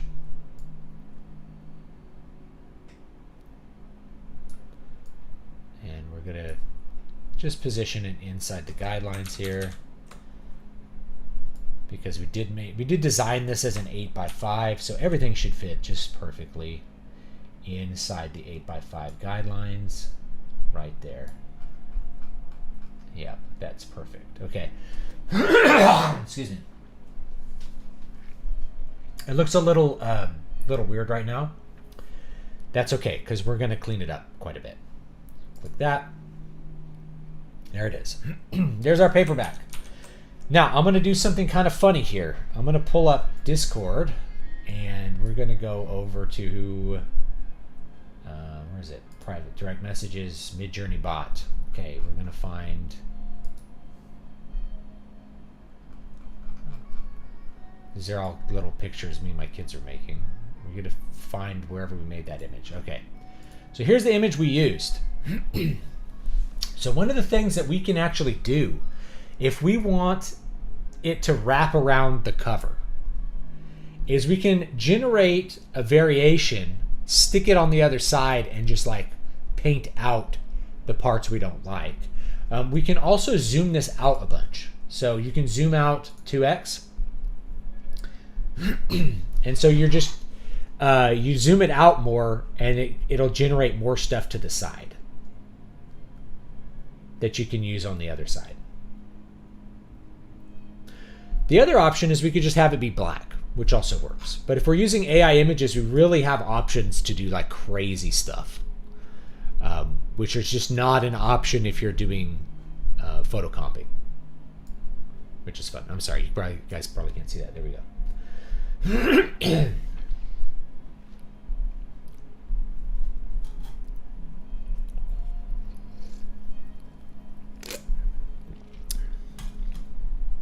We can also use generative AI stuff in Photoshop. So I'll maybe show you how to do that while that's rendering, if I can remember. All right. So one of the things I'm going to do here is I'm going to go down to the bottom. I'm going to create a new layer. That layer is going to be, we're going to fill it with just black. Okay, boom. So now we have a good little fill layer here to kind of show us what we're doing. Excuse me.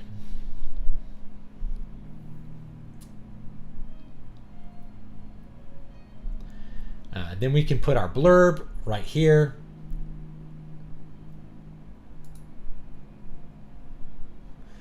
We're going to put a little tagline here. Boy, this looks awful. All right. A heart for a heart Okay, it's a good little tagline. I'm going to shrink this way down.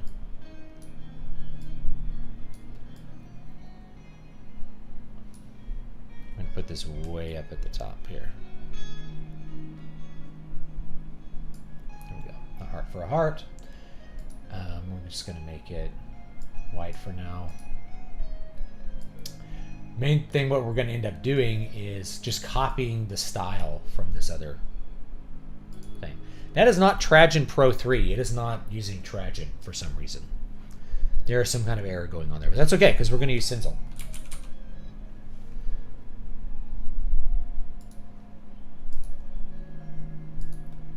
Cinzel is not loading either. Very nice, Photoshop. You make great software where the fonts literally do not display at all.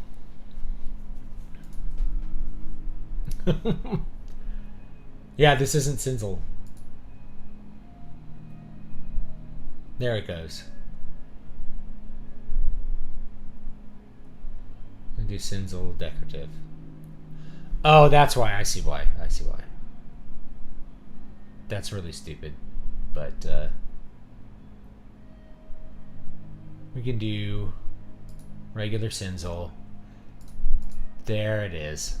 If you make it bold, that's why. It's because it was bold for some reason, which is just looks awful.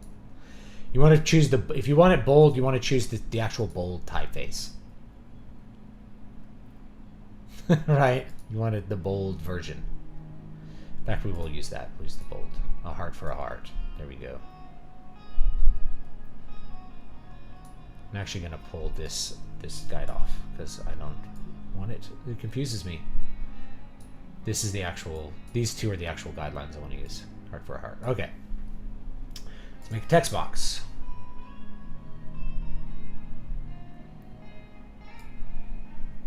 Text box here. And then where's our, we really want this to be size 10 or size 12. Lorem ipsum, blah, blah, blah, blah, blah.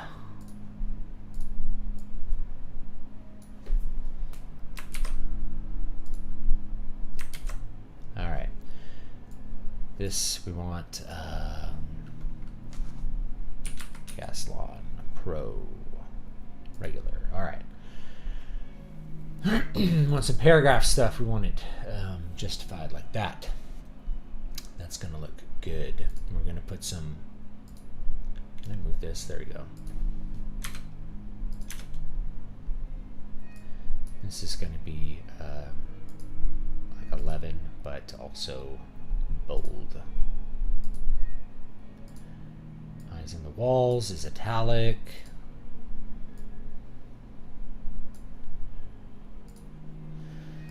Eternal Dreams italic. Okay.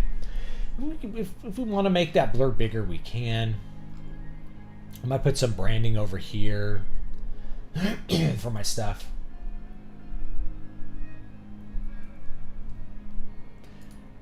For the dark mind behind. Yeah. There we go.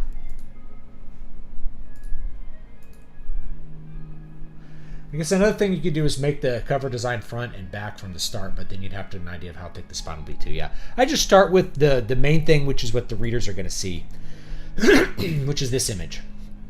Okay. We can go down here. Excuse me, man. I'm got something in my throat today. We could do pull that off, which is that little dark thing.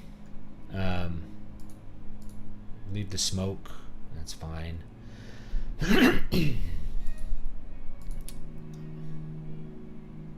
So the hue saturation, you can see that there is a we have a mask here. So to fix that, we're going to use a paint bucket and just do that, and that fixes it. So boom. So now it looks nice and consistent. Let's check this again. See how this is looking. What do you think of the Divine font? I don't know it. So I don't have any thoughts, specific thoughts about it.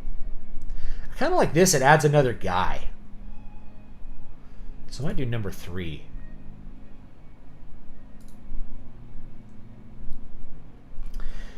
Another thing we could do with this is like find, make variations and like paint the moon out so it shows like the another side of a street for the back here.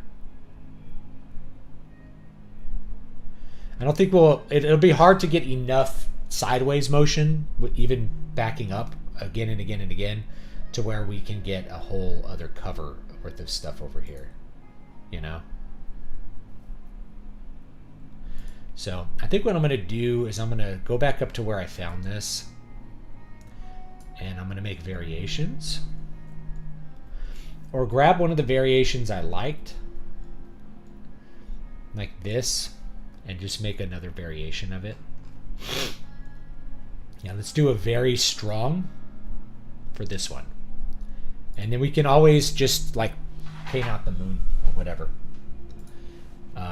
Or we could just do this, have this side be black. Doesn't matter. It really doesn't.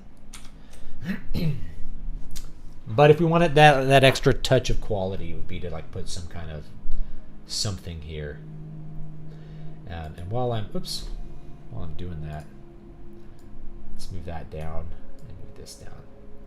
We don't need to fit a whole lot in there, so let's not bother.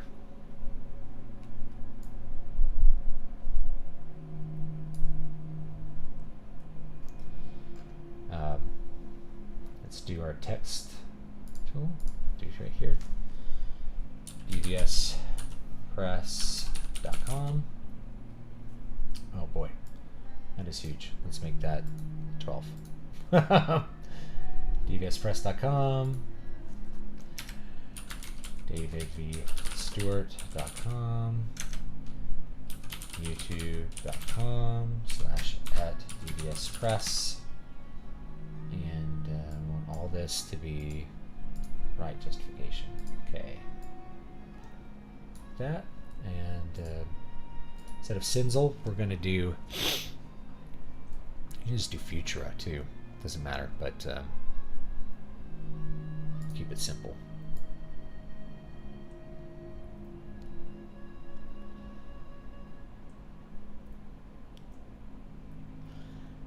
And then I gotta find my little DVS press thing. Hold on. Where is it? It's over.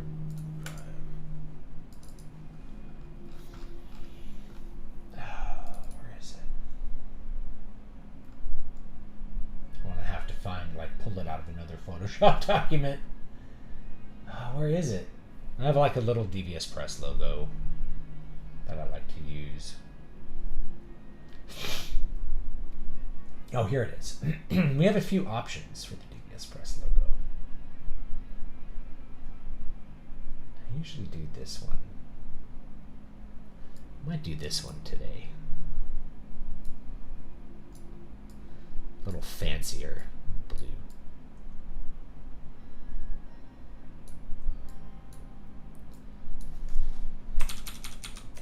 A little DVS Press thing here. Let's go ahead and size this up a bit.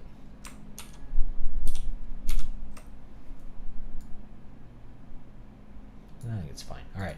Here's a fun thing you can do. You come over here to the title text. You copy layer style. You find this. You paste the layer style. And suddenly it's the same. It's like magic. But we actually might want to tweak it a little bit because when you shrink it down, it's just not quite as good. But anyway, here's our cover. It's looking okay. Let me check the robot real quick. See what the robot made. So the robot made some good little variations. I'd be tempted to use this one and just paint this guy and the moon out because it's kind of going the opposite direction.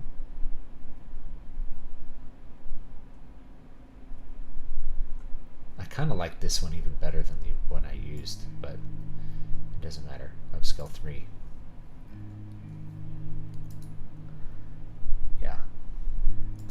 We'll see if we can. We'll see if we can use it. I haven't done a lot of generative AI stuff yet. Oops. So for me, it's like this is like a new technique to use in Photoshop that I haven't really used much.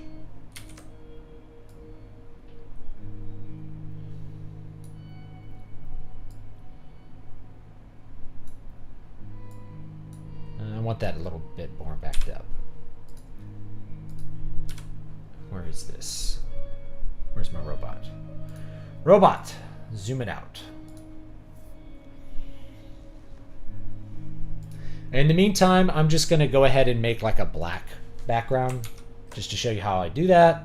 So if this is hanging over the edge, it's really not a big deal. We're going to go like right above this, wherever we want it to be. I guess I could use that, but anyway, we're going to go right here, and we're just going to create a black square. That's it. Where's our shape tool?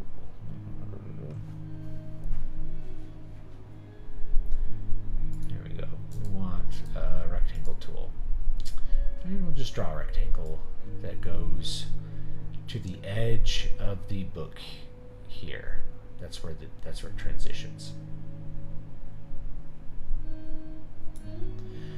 And the fill is going to be black. I'm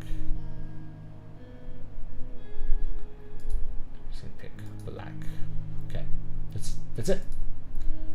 Just have to make sure this is below all the other stuff, or it's slightly above this. Then what we can do here is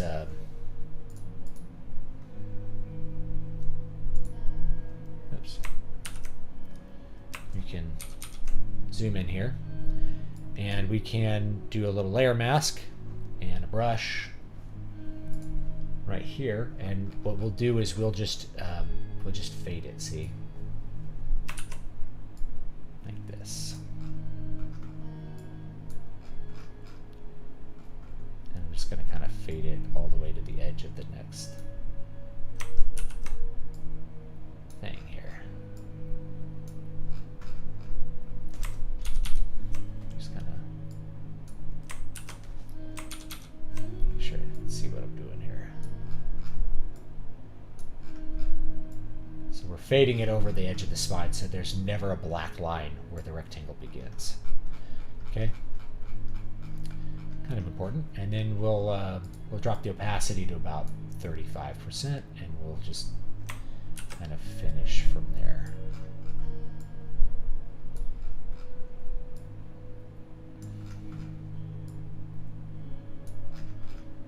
Basically, this will just sort of go around the spine, but kind of fade to the backside. And if you want to do it the other way, you just flip it, and then you can kind of paint this part a little bit here too. However you want to do it. That it's really nice. Okay, there you go. So that's a nice gradual shift to black. That'll look good. Heart for heart. Boom. Okay, there's our paperback. Should look just fine that way.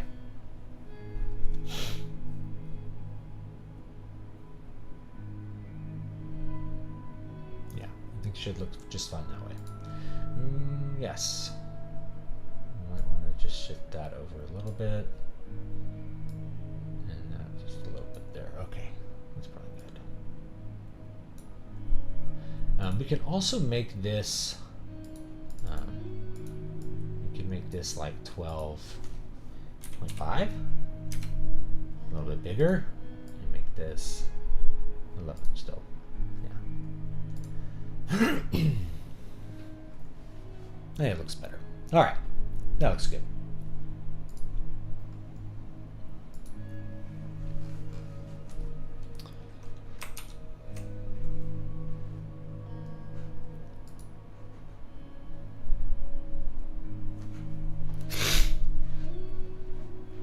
Notice the ad copy mentions like lots of books all over the place. So honestly, I think this looks fine. Let me see what the robot's doing. See if the robot drew us anything cool to use. Maybe. I don't know if I don't think it'll line up right. So maybe there's another variation we like more. That we can just kind of blend it together. Another thing we could do, let's robot. Let's find that ultra zoomed out one, this one. And we're gonna upscale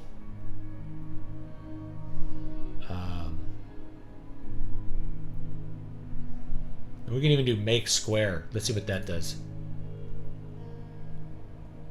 That would be interesting. We'll see what it does. I've never done that, so we'll see what the robot does here. Is there going to be a title going down the spine too? This one is so narrow, it can be a problem. I was going to skip it probably for this one. It'll be very, very small, but let's go ahead and do it. Let's go ahead and do it. Let's do it. We'll do Sorceress Blood, okay? And we'll do this basically all caps. Do maybe Sinzel as a regular.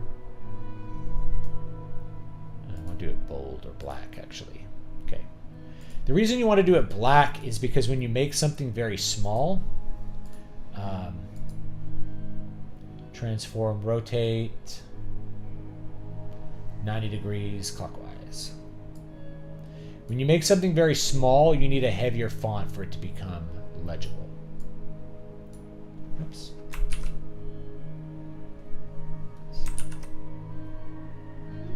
I moved the guideline. Shoot.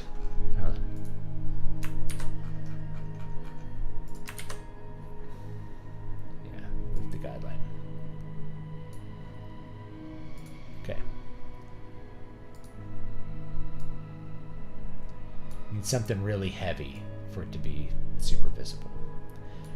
I'm not crazy about that font at that size, so I'm going to change it to EB Garamond 08.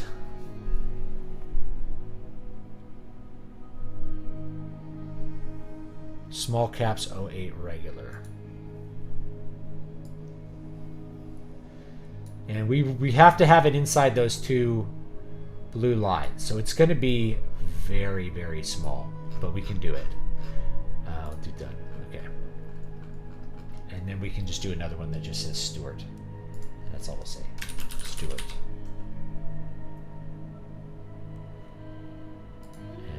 And rotate 90 degrees clockwise. Just put that down here at the bottom.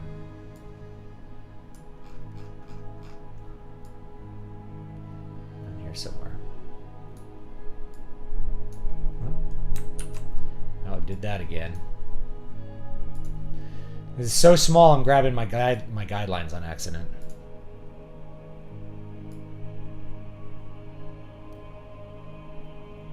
There we go. It'll be very small, but it'll be there. Sorcerer's Blood's a little too high up the spine, so I'm going to move it down. Again, I gotta get like pretty far in there to see what the heck I'm doing. You know what I mean? Be pretty small.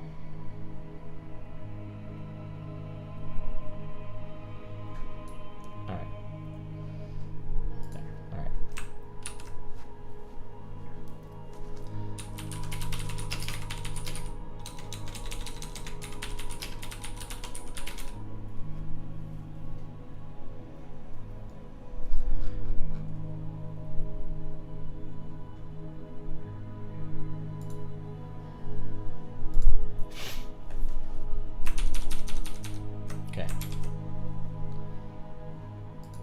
Looks pretty good.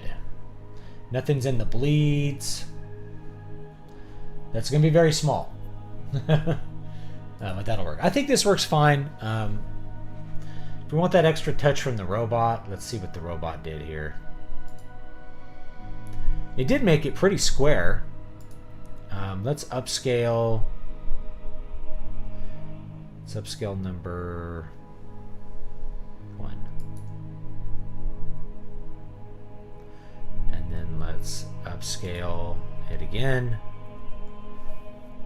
And then I'm actually going to put it behind the original image so that it doesn't mess anything up, and then I can just kind of line things up.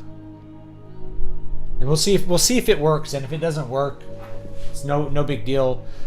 A black, like, no one really cares about like seeing an image on the back of stuff. I do it when I want books to look really nice because, like, I think it adds an extra touch to have some design on the back of like a nice, nice book. I think it looks good. But I think this looks fine.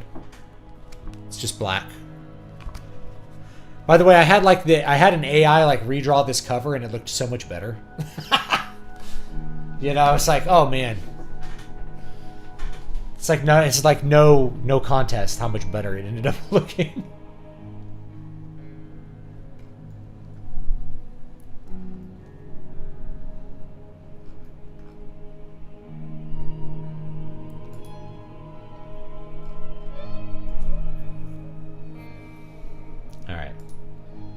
Open in browser. Let's copy this image. Okay, well, we'll try it out. So we're going to go down here. We are going to turn off this this black thing, and we're going to paste it right here so that it's going to kind of line up with what we're doing. I don't think it's really going to line up all that well. It's not going to work. It's just not going to work. You can see that it's still not zoomed out enough. We'd have to zoom out several more times to get it to like go on the edge here correctly.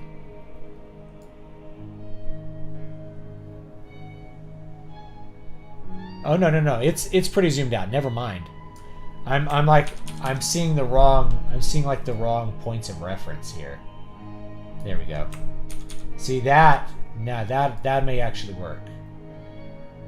Yeah. That may actually work. It's just gonna look weird for a minute here. So I'm gonna take this one and I'm gonna turn the opacity down to like 50%, and then we can really see where the two images are going to line up. See? Line the guy up, just like that. And then, yeah, it fits. I'm surprised. I think I overdrew it, actually. I think I didn't need it to be as big as it is.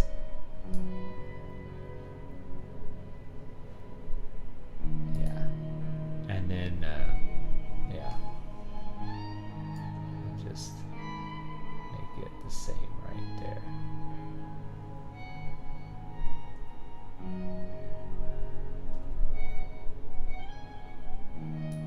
It's like really get it lined up here. We gotta shrink it a little bit. I see.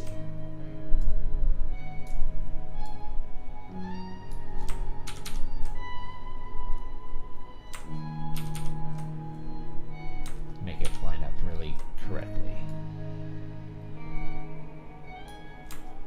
There we go.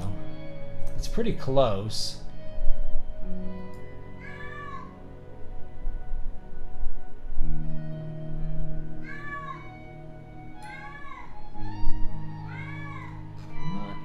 Exact though.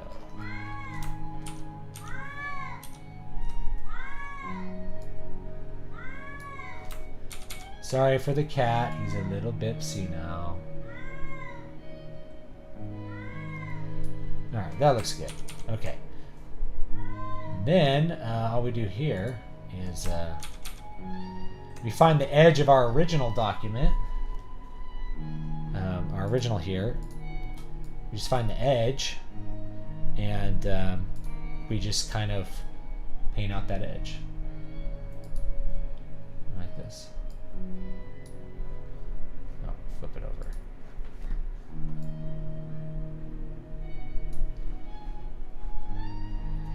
Size it up a bit. Oh, that's why. Opacity, 100%. Let's go up to about 290. Look at that. And we just paint out that edge like that. Actually, we can actually size it up a bit more. So that we are really just painting the edge out.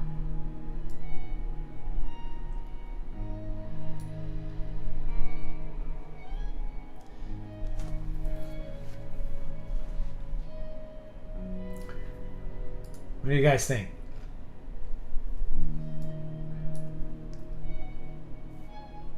I have another kind of shadow figure here. I think that adds a little interest, a little mystery. Another thing we can do with this is we can actually go filter. We're going to go to neural filters. And because I don't want this to be kind of like low res, we're going to go to like super zoom and sharpen it quite a bit. And we're going to go 2x max resolution. Processing on device using my GPU. 25 minutes.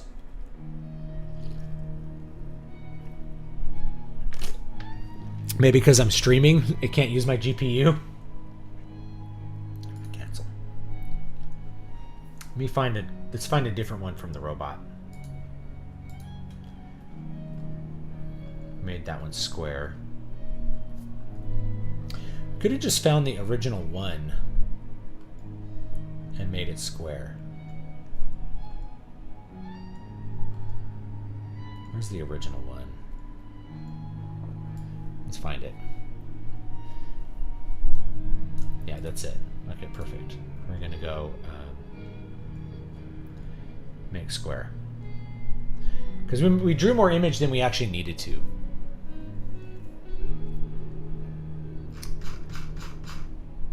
We'll use the robot for this.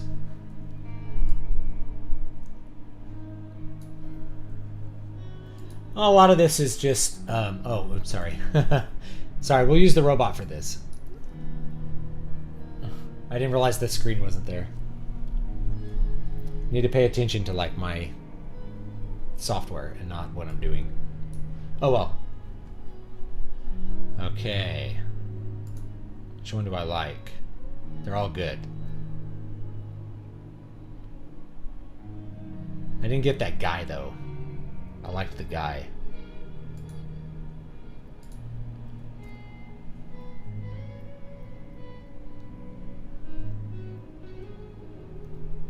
They're all good. I think I like the guy though, so let me look closely.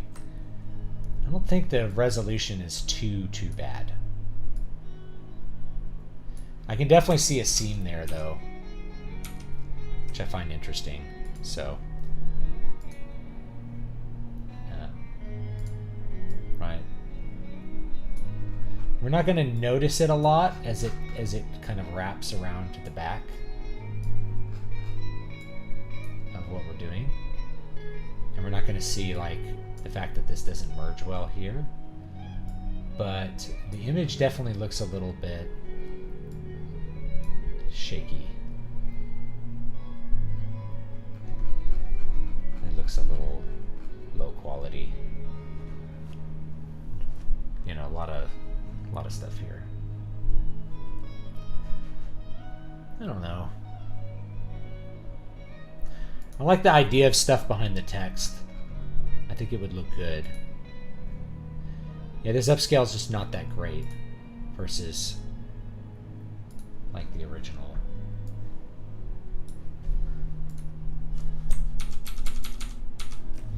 You know, we're starting to lose a lot of resolution and almost changes styles here, which is unfortunate. Anyway, let's try to grab this one that we made square before.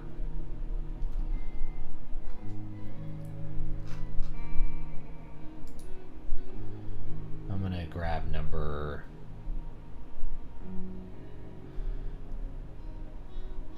grab number 3, I think. No.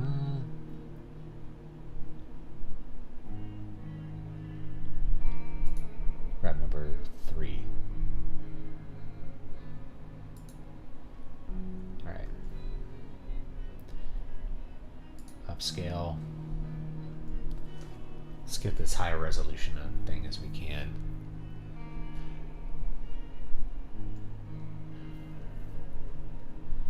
I'm just not super happy with the way that this looks compared to this. Like, this is like very sharp and this is like blurry, but it works.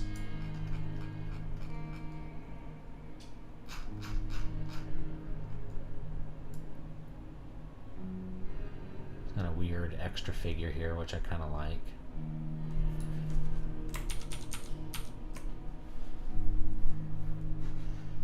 Definitely spending too much time on it, for sure, though, for the amount of money I'm going to make on this book. Let's be honest. All right, here it is. Open in browser. Oh, that didn't look right, did it?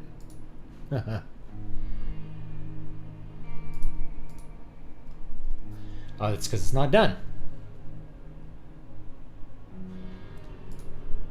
I think I'll just leave it like this, and we'll darken the edges. And I'll just show you how I'm going to do that. It's really easy. You know, this is black. This is like the extra. But I'm going to do another layer here. And all we're going to do for this layer is we're going to paint some black. That's it. Just like this.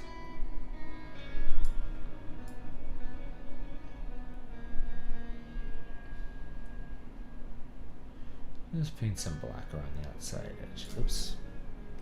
Oh, I'd have to redo all that. Come on.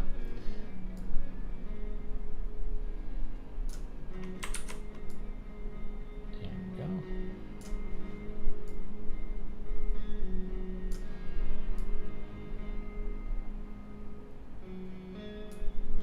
Okay.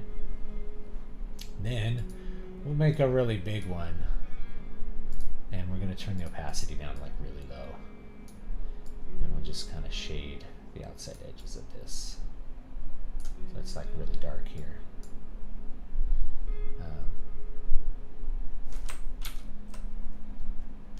And because what we're duplicating is this little layer here that I kind of got rid of. Just kind of, and we're just darkening the edges.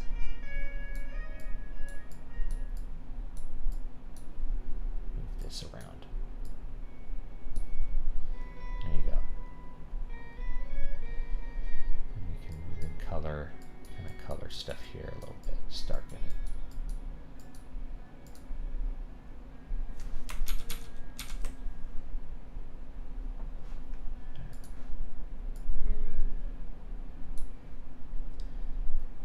Yeah, I think we could shape it like that.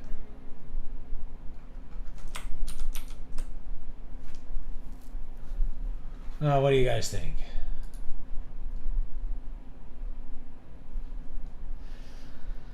I don't know. I just wanted to show both ways to do it. You know, black or like extra stuff.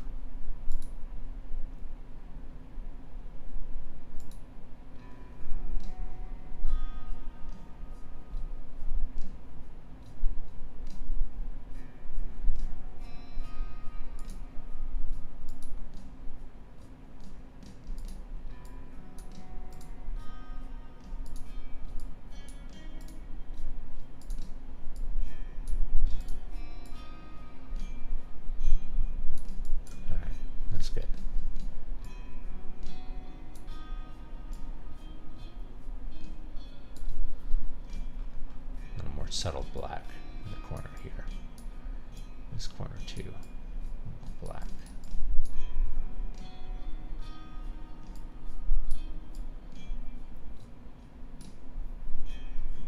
All right, I think that looks good. All right. Save it. Now we're going to, we got to make this a PDF. So we're going to do, this is kind of weird. We don't export it as a JPEG or a TIFF or anything like that. And if you do export as and you do something like PDF, it just doesn't work. So what you have to do is you have to go to generate, or is it export? I'm sorry, it's automate. Automate PDF presentation. We're going to add, we're going to just remove anything that's not this. So we want this. Multi-page document, it doesn't matter like what you do here. It's going to create a print PDF. That's all you care about, right? And then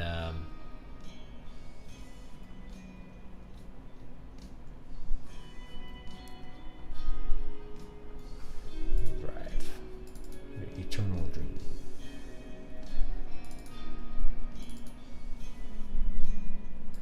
Okay.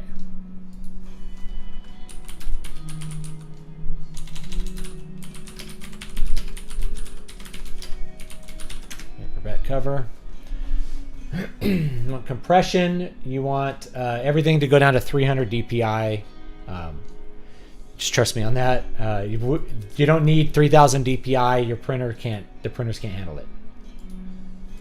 But we generally want things to have maximum image quality. All right. And then let's go back to our KDP. Here we go. Okay, it's all good.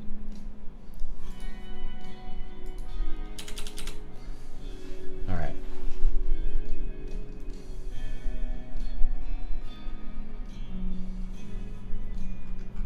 And we'll release my book for sale now.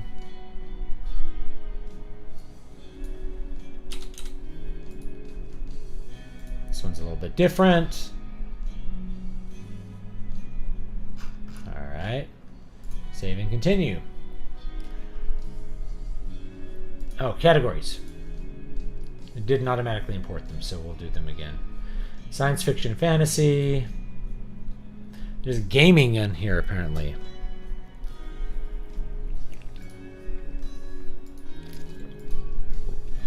Writing.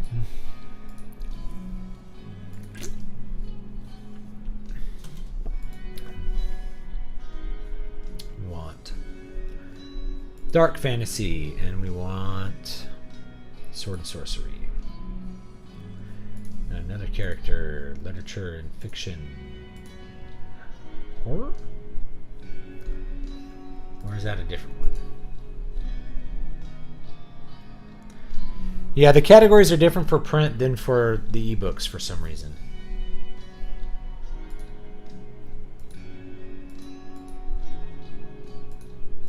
That's not it.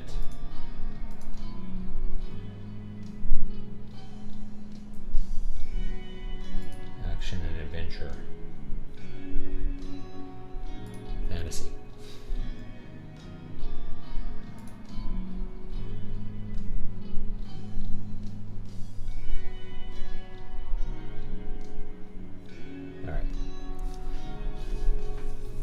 Okay, that looks good. I think I prefer the full wraparound. Thank you. I think I'm going to stick with that one. A little more complicated to make, but I like it. You know, it's a little bit extra touch here. Yep, give us a free ISBN. Black and white interior with white paper. We want cream paper because that's what we decided. Select a different trim size, 5x8. Bleed settings, no bleed, because we're not doing internal images with a bleed. Paperback cover finish. Everybody pay attention to this. Never, ever, ever, ever choose the matte cover if you are doing a KDP book, or Ingram Spark, for that matter. Basically, any print-on-demand book. The matte cover is awful. It feels disgusting in the hands, and it will make your art look like crap. Always choose glossy. When people think of matte covers, they are thinking of things that are printed in different places from these paperbacks. They're thinking of something different. It will look like crap. Trust me. I have done videos on this. I am not wrong. I am 100%, 1000% correct that matte is always the wrong choice for every genre if you are doing a print-on-demand paperback. Okay, so don't do it. I'm just telling you.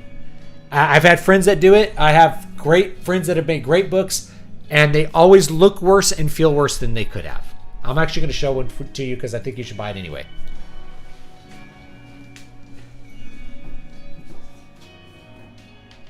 So this is one that a friend of mine, Alexander Helene, put together, Pulp Rock.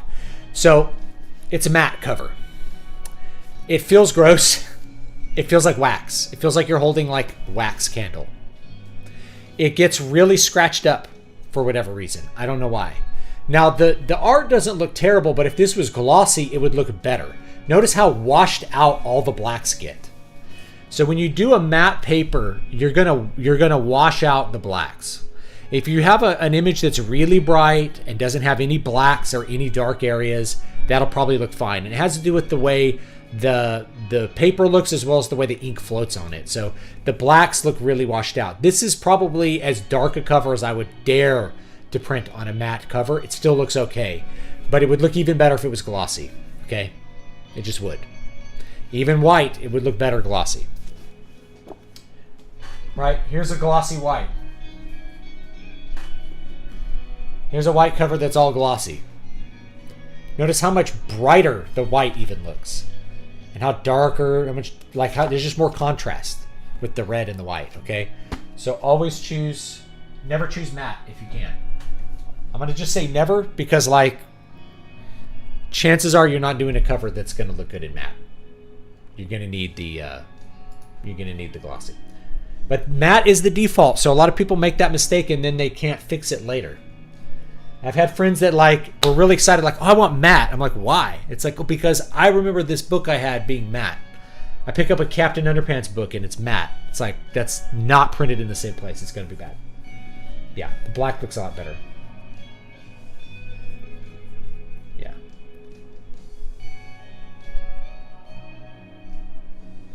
Yeah, it's like coated in fuzzy silicone. It feels like a wax candle. It's gross. So you can use your cover creator. Upload your own cover image or use KDP stock images. I haven't done this. Like we can try it, but I don't think it would work well. If you could use like your ebook cover to do this, it could be like a big time saver. Choose design, style, and edit preview. All right. From my computer. Where is it?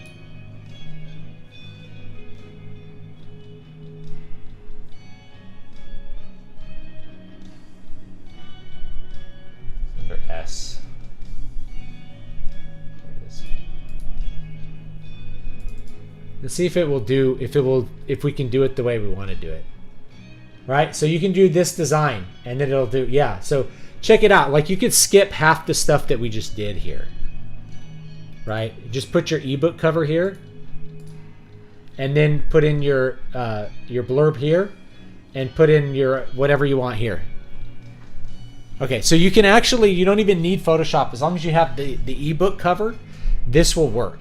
But if you look carefully, you'll see that it's slightly, you got to shrink it a little bit to make it fit.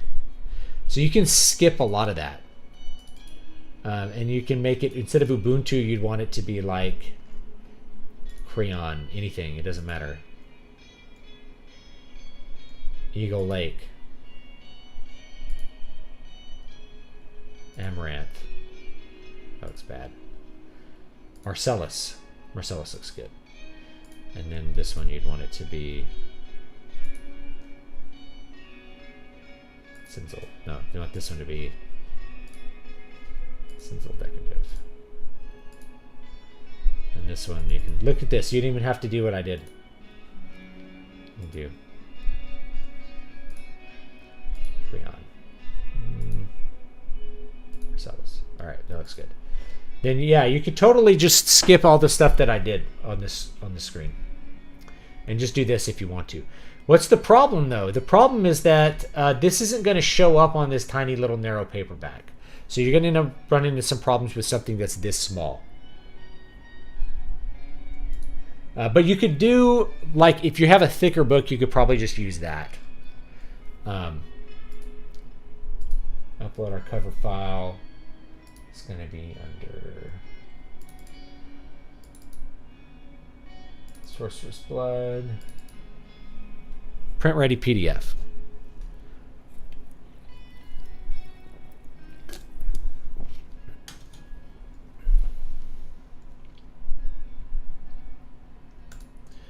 Not use AI content. Covers don't count. All right. Save and continue. Oh, we should probably do the preview. Please preview in a preview book. That's right. I think we have to wait a minute. Oh, we have to upload the manuscript. Oh, we need the PDF. Yeah, let's export the PDF. Not sure where I put it here.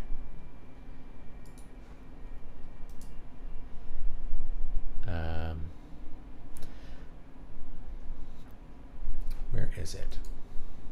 Reveal and explore. Okay. Okay. Boom. There we go. So it's the PDF I exported earlier.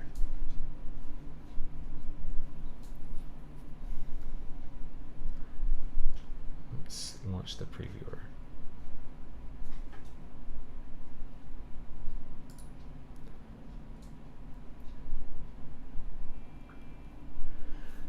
See what it looks like.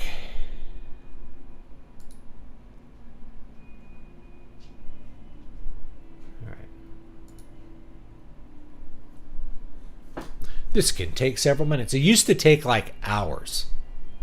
You'd have to like get up and leave. It's gotten a lot better over the years.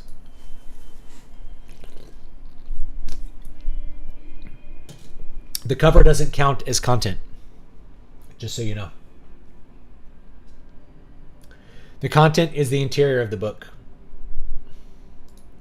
Yeah, I did a lot of work for this like extra nothing on here. And as I'm looking at it, I'm like, I think I should just go with the black.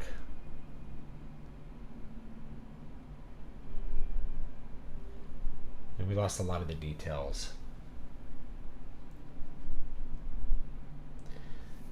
Yeah.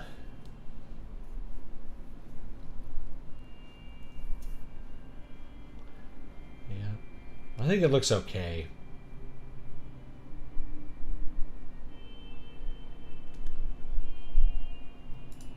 I'm going to redo it though, because the truth is, like, as I'm looking at it, it just doesn't look good. It just doesn't look as good. So I'm going to redo it. Yeah, your cover doesn't actually count as content, just so people know. That's not the content of the book. They're asking about like the internal pages. So if it was like a graphic novel or something. Like this looks good on my screen, but looking at their previewer, it just doesn't look good. So I think I'm going to go with the black. Like it looks really good on this, but it didn't look good on that. I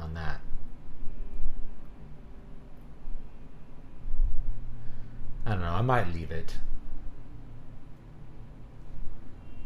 I think I'm also just going to move this down so it like lines up like being, oops, being super anal. Oops, dang it. I want to select this. There we go. There we go. That's how I want it.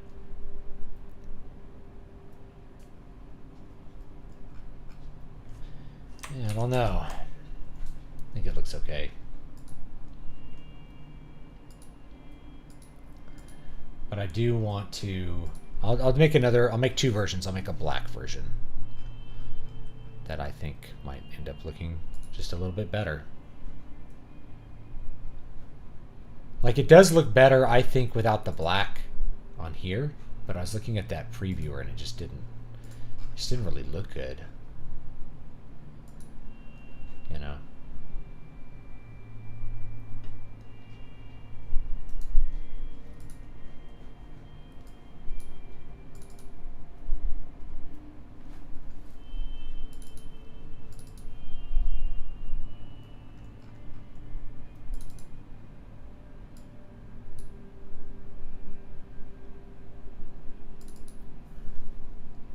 Yeah, so I mean it's getting really washed out by the time it gets exported. Probably too much transparency on the blacks. So it's not that big a deal. Yeah, I think it's just too much transparency. So I'm gonna just do it with the black because it's not coming out good by the time we get it out there. We don't need to fuss with it forever, right? We're gonna take that off, and we're gonna put the black square back on like that.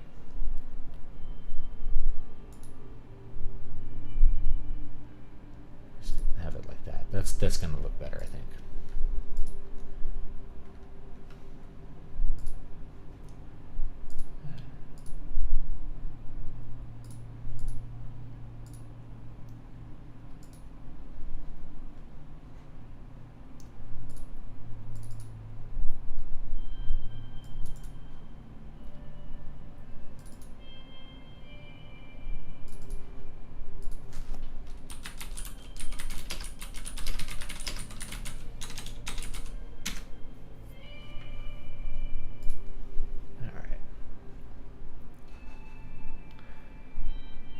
This.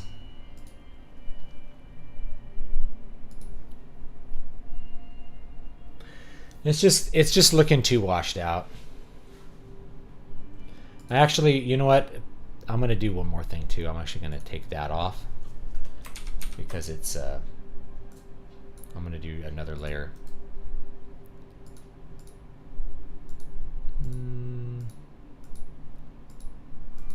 No, I think it's fine the way it is.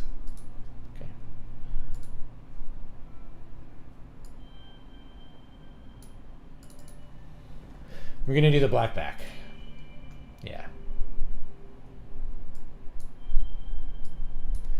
We're gonna find the robot covers not counting as content. I remember asking about it, so good luck.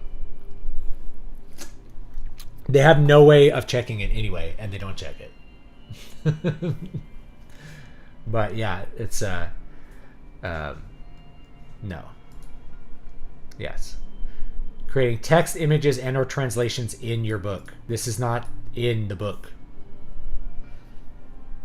This is just the cover of the book.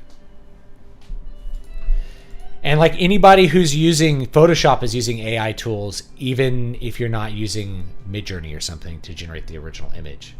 You can generate all this stuff in Photoshop now. So no, it's not in the book. It's not in the book. It's outside the book.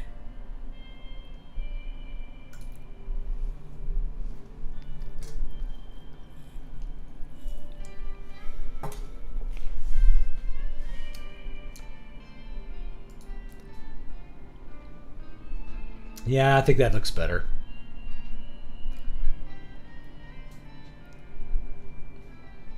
I'm not crazy about this, but I think it's okay. I think it'll look fine when it's printed. Everything looks pretty balanced. So let's take a look at the interior. That looks good. Looks good. Looks good. Looks good. Everything looks good. We got our page numbers here. They're all lined up perfectly.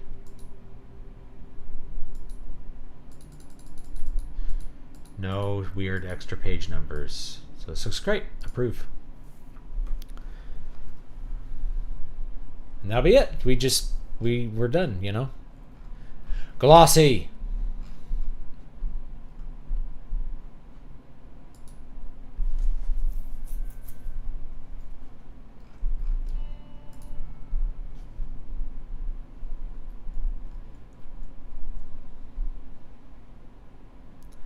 So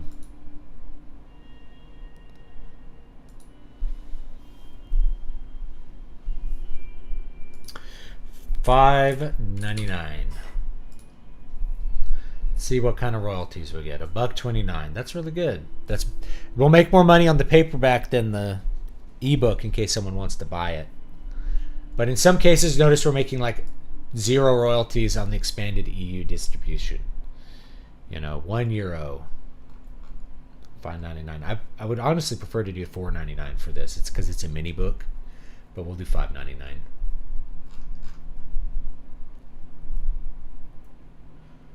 Let's publish it. A lot of people, if you're worried, you can get a proof. It puts a stupid stripe over your book if you do a proof. It does like this dumb stripe in the middle now, so you can't show your book to people. I'm like, here's the book, and it has this like proof copy, not for sale. It ruins it. All right, done. Okay, so there we go. That's how you publish something on the Kindle platform. That's gonna be it for today. I don't know if there will ever be laws put in place because I don't think the legislatures have any idea what to do with it, right?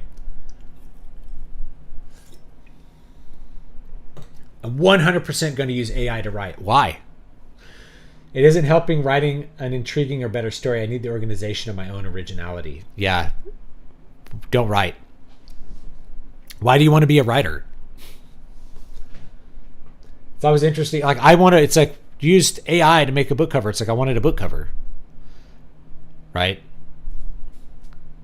I'm not putting that on display in an art museum, right? It's like I don't want an employee. I want a book cover.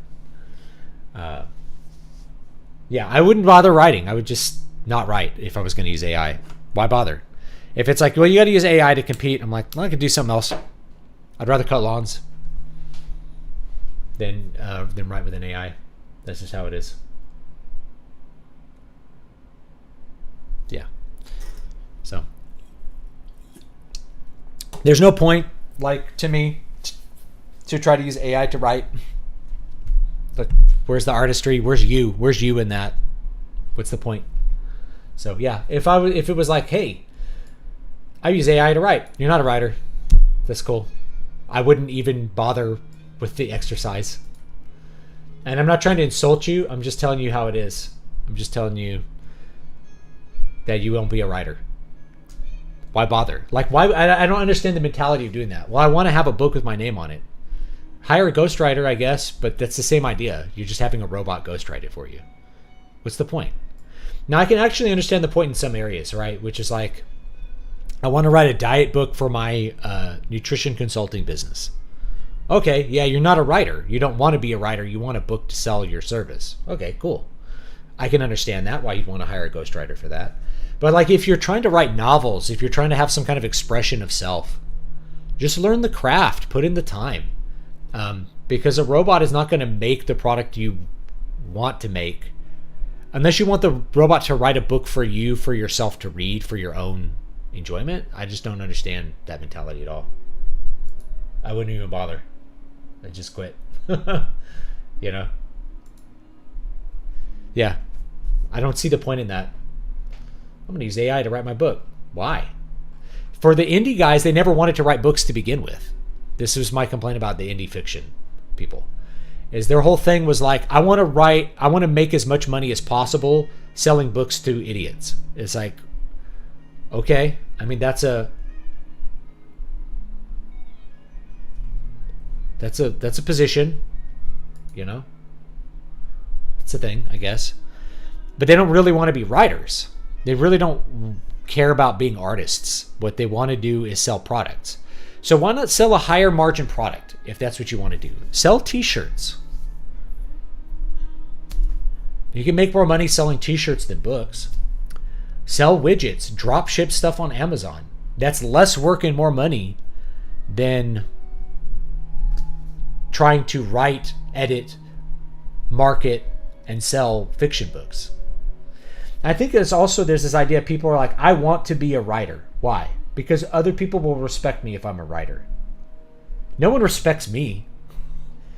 No one in real life has any respect for what I do. No one in real life has any respect for me. Maybe my wife does. No one cares, right? I didn't gain any status by publishing books. I didn't gain status by having a bestseller or something, right? It just, no one cared, right? It's like status for like 5 seconds at a party. Oh, you write books. On to the next topic. Have you seen the new trucks coming out? Did you watch the Astros game? I don't know. It's a chasing after the wind. I do this because I have to do it, because I love to do it, and I have stories I want to tell, themes I want to express, things I want to say.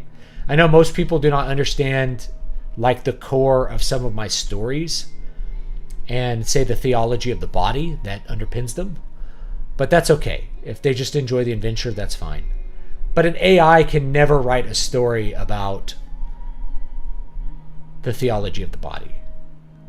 At least not now. And it's certainly not, why would I want to pawn that off as my own? I don't see the point in that. I would just do something else if it came down to that. Seriously. The Patrick S. Tomlins of the world love the veneer of respectability that comes from having the published author title, especially from pub houses. But the thing is no one in real life cares. If Patrick S. Tomlinson was like over at a random dinner party in my neighborhood, no one would give a shit who he is. They never heard of him, right? They're like, oh, I never heard of your books. You're still probably a nobody. They're like, okay, you wrote books. I wish I could write a book. Anyway, I'm going to talk about trucks and the Astros and whatever other interesting thing I have in common with other people, right? Like, being a writer doesn't make you have anything in common with other people. So it doesn't help you make actual personal relationships. At the end of the day, no one really cares. They care in a holistic sense, is that like, oh, he's a writer, he has guitars. That's part of who he is. It's a holistic knowledge of the person. It doesn't make them like you more. So this is the thing. People think you're going to have more friends if this or that or the other thing is better about yourself, and that's not true. You just have to be yourself and be a personable person and make those social connections with people. If you were to take, and this is the truth, right? Let's say you go and you spend 1 week doing random activities with people who have nothing in common with you. At the end of that week, you're going to be very good friends with that person, despite the fact that you have nothing in common with them prior to that. You develop relationships through shared experiences, way more than the fact that, you like books. If I ran into a person that's like, I like books, I'm like, well, I write fantasy, and they're like, well, I don't know what that is. I don't read that. Or it's like, most people are not going to care about any book I read. That's just reality. That's fine. And it's not bad. I'm saying it's not a great reason to want to do it. But there's so many people who want to be authors because of their ego, like because of an imaginary status they have for like author. And so they do that, and then they figure out that they can't get their book published for whatever reason. It's not in a genre. That's why I couldn't get my first book published. There's no genre. Or it's bad, or it's too niche, or they're the wrong race. There's some reason why they can't get it published. So they're like, well, I'll be an indie author. And what does it mean to be a big indie author? It means to sell a lot of copies. How do I sell a lot of copies? I'm going to take all these courses from these people on AdWords. Before you know it, they drop $50,000. It's just a vanity. It's a chasing after the wind.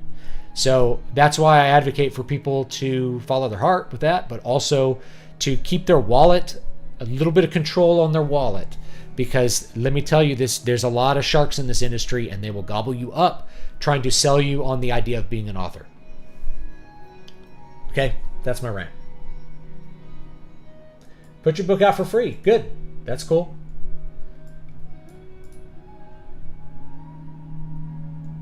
I have a lot of gaps in my knowledge. You got to practice and fill in those gaps. If you want it to be yours, if you want it to be an expression of yourself, then you have to do the work. If you're wanting just a product that you imagine, I wish that there was a Konosuba, but like this.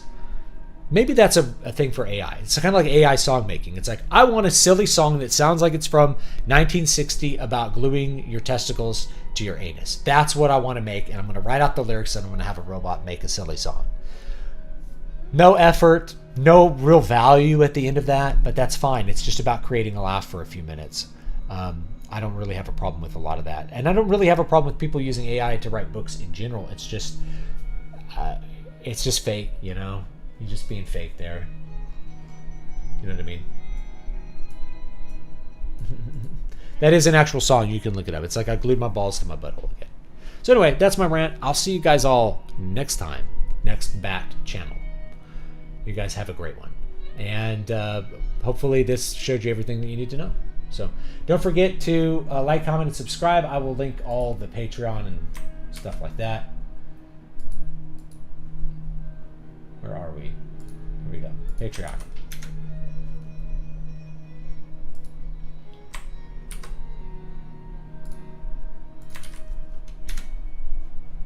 And Substack. So I usually put out a couple Substack articles a week, 1 or 2. And then you'll get the transcripts from any live writing that I do. It's going to be on any of those sites. So I'll put it out after I do the live write. Yeah. Okay. Just finished Al Shafalva. It was pretty good. Thank you. Thank you for reading it. I did not think that was going to be a popular book. In fact, I anticipated it would not be because it's too far outside the mainstream. But my option as an artist is like I get to write books that are outside the mainstream. It's really cool that I'm able to do that. You know? It's like that book would never be published because it's too weird. It's too not what people want now. But I have the option. I have the option of doing it. So that's a great position to be in. So have a great one, and I'll see you all next time.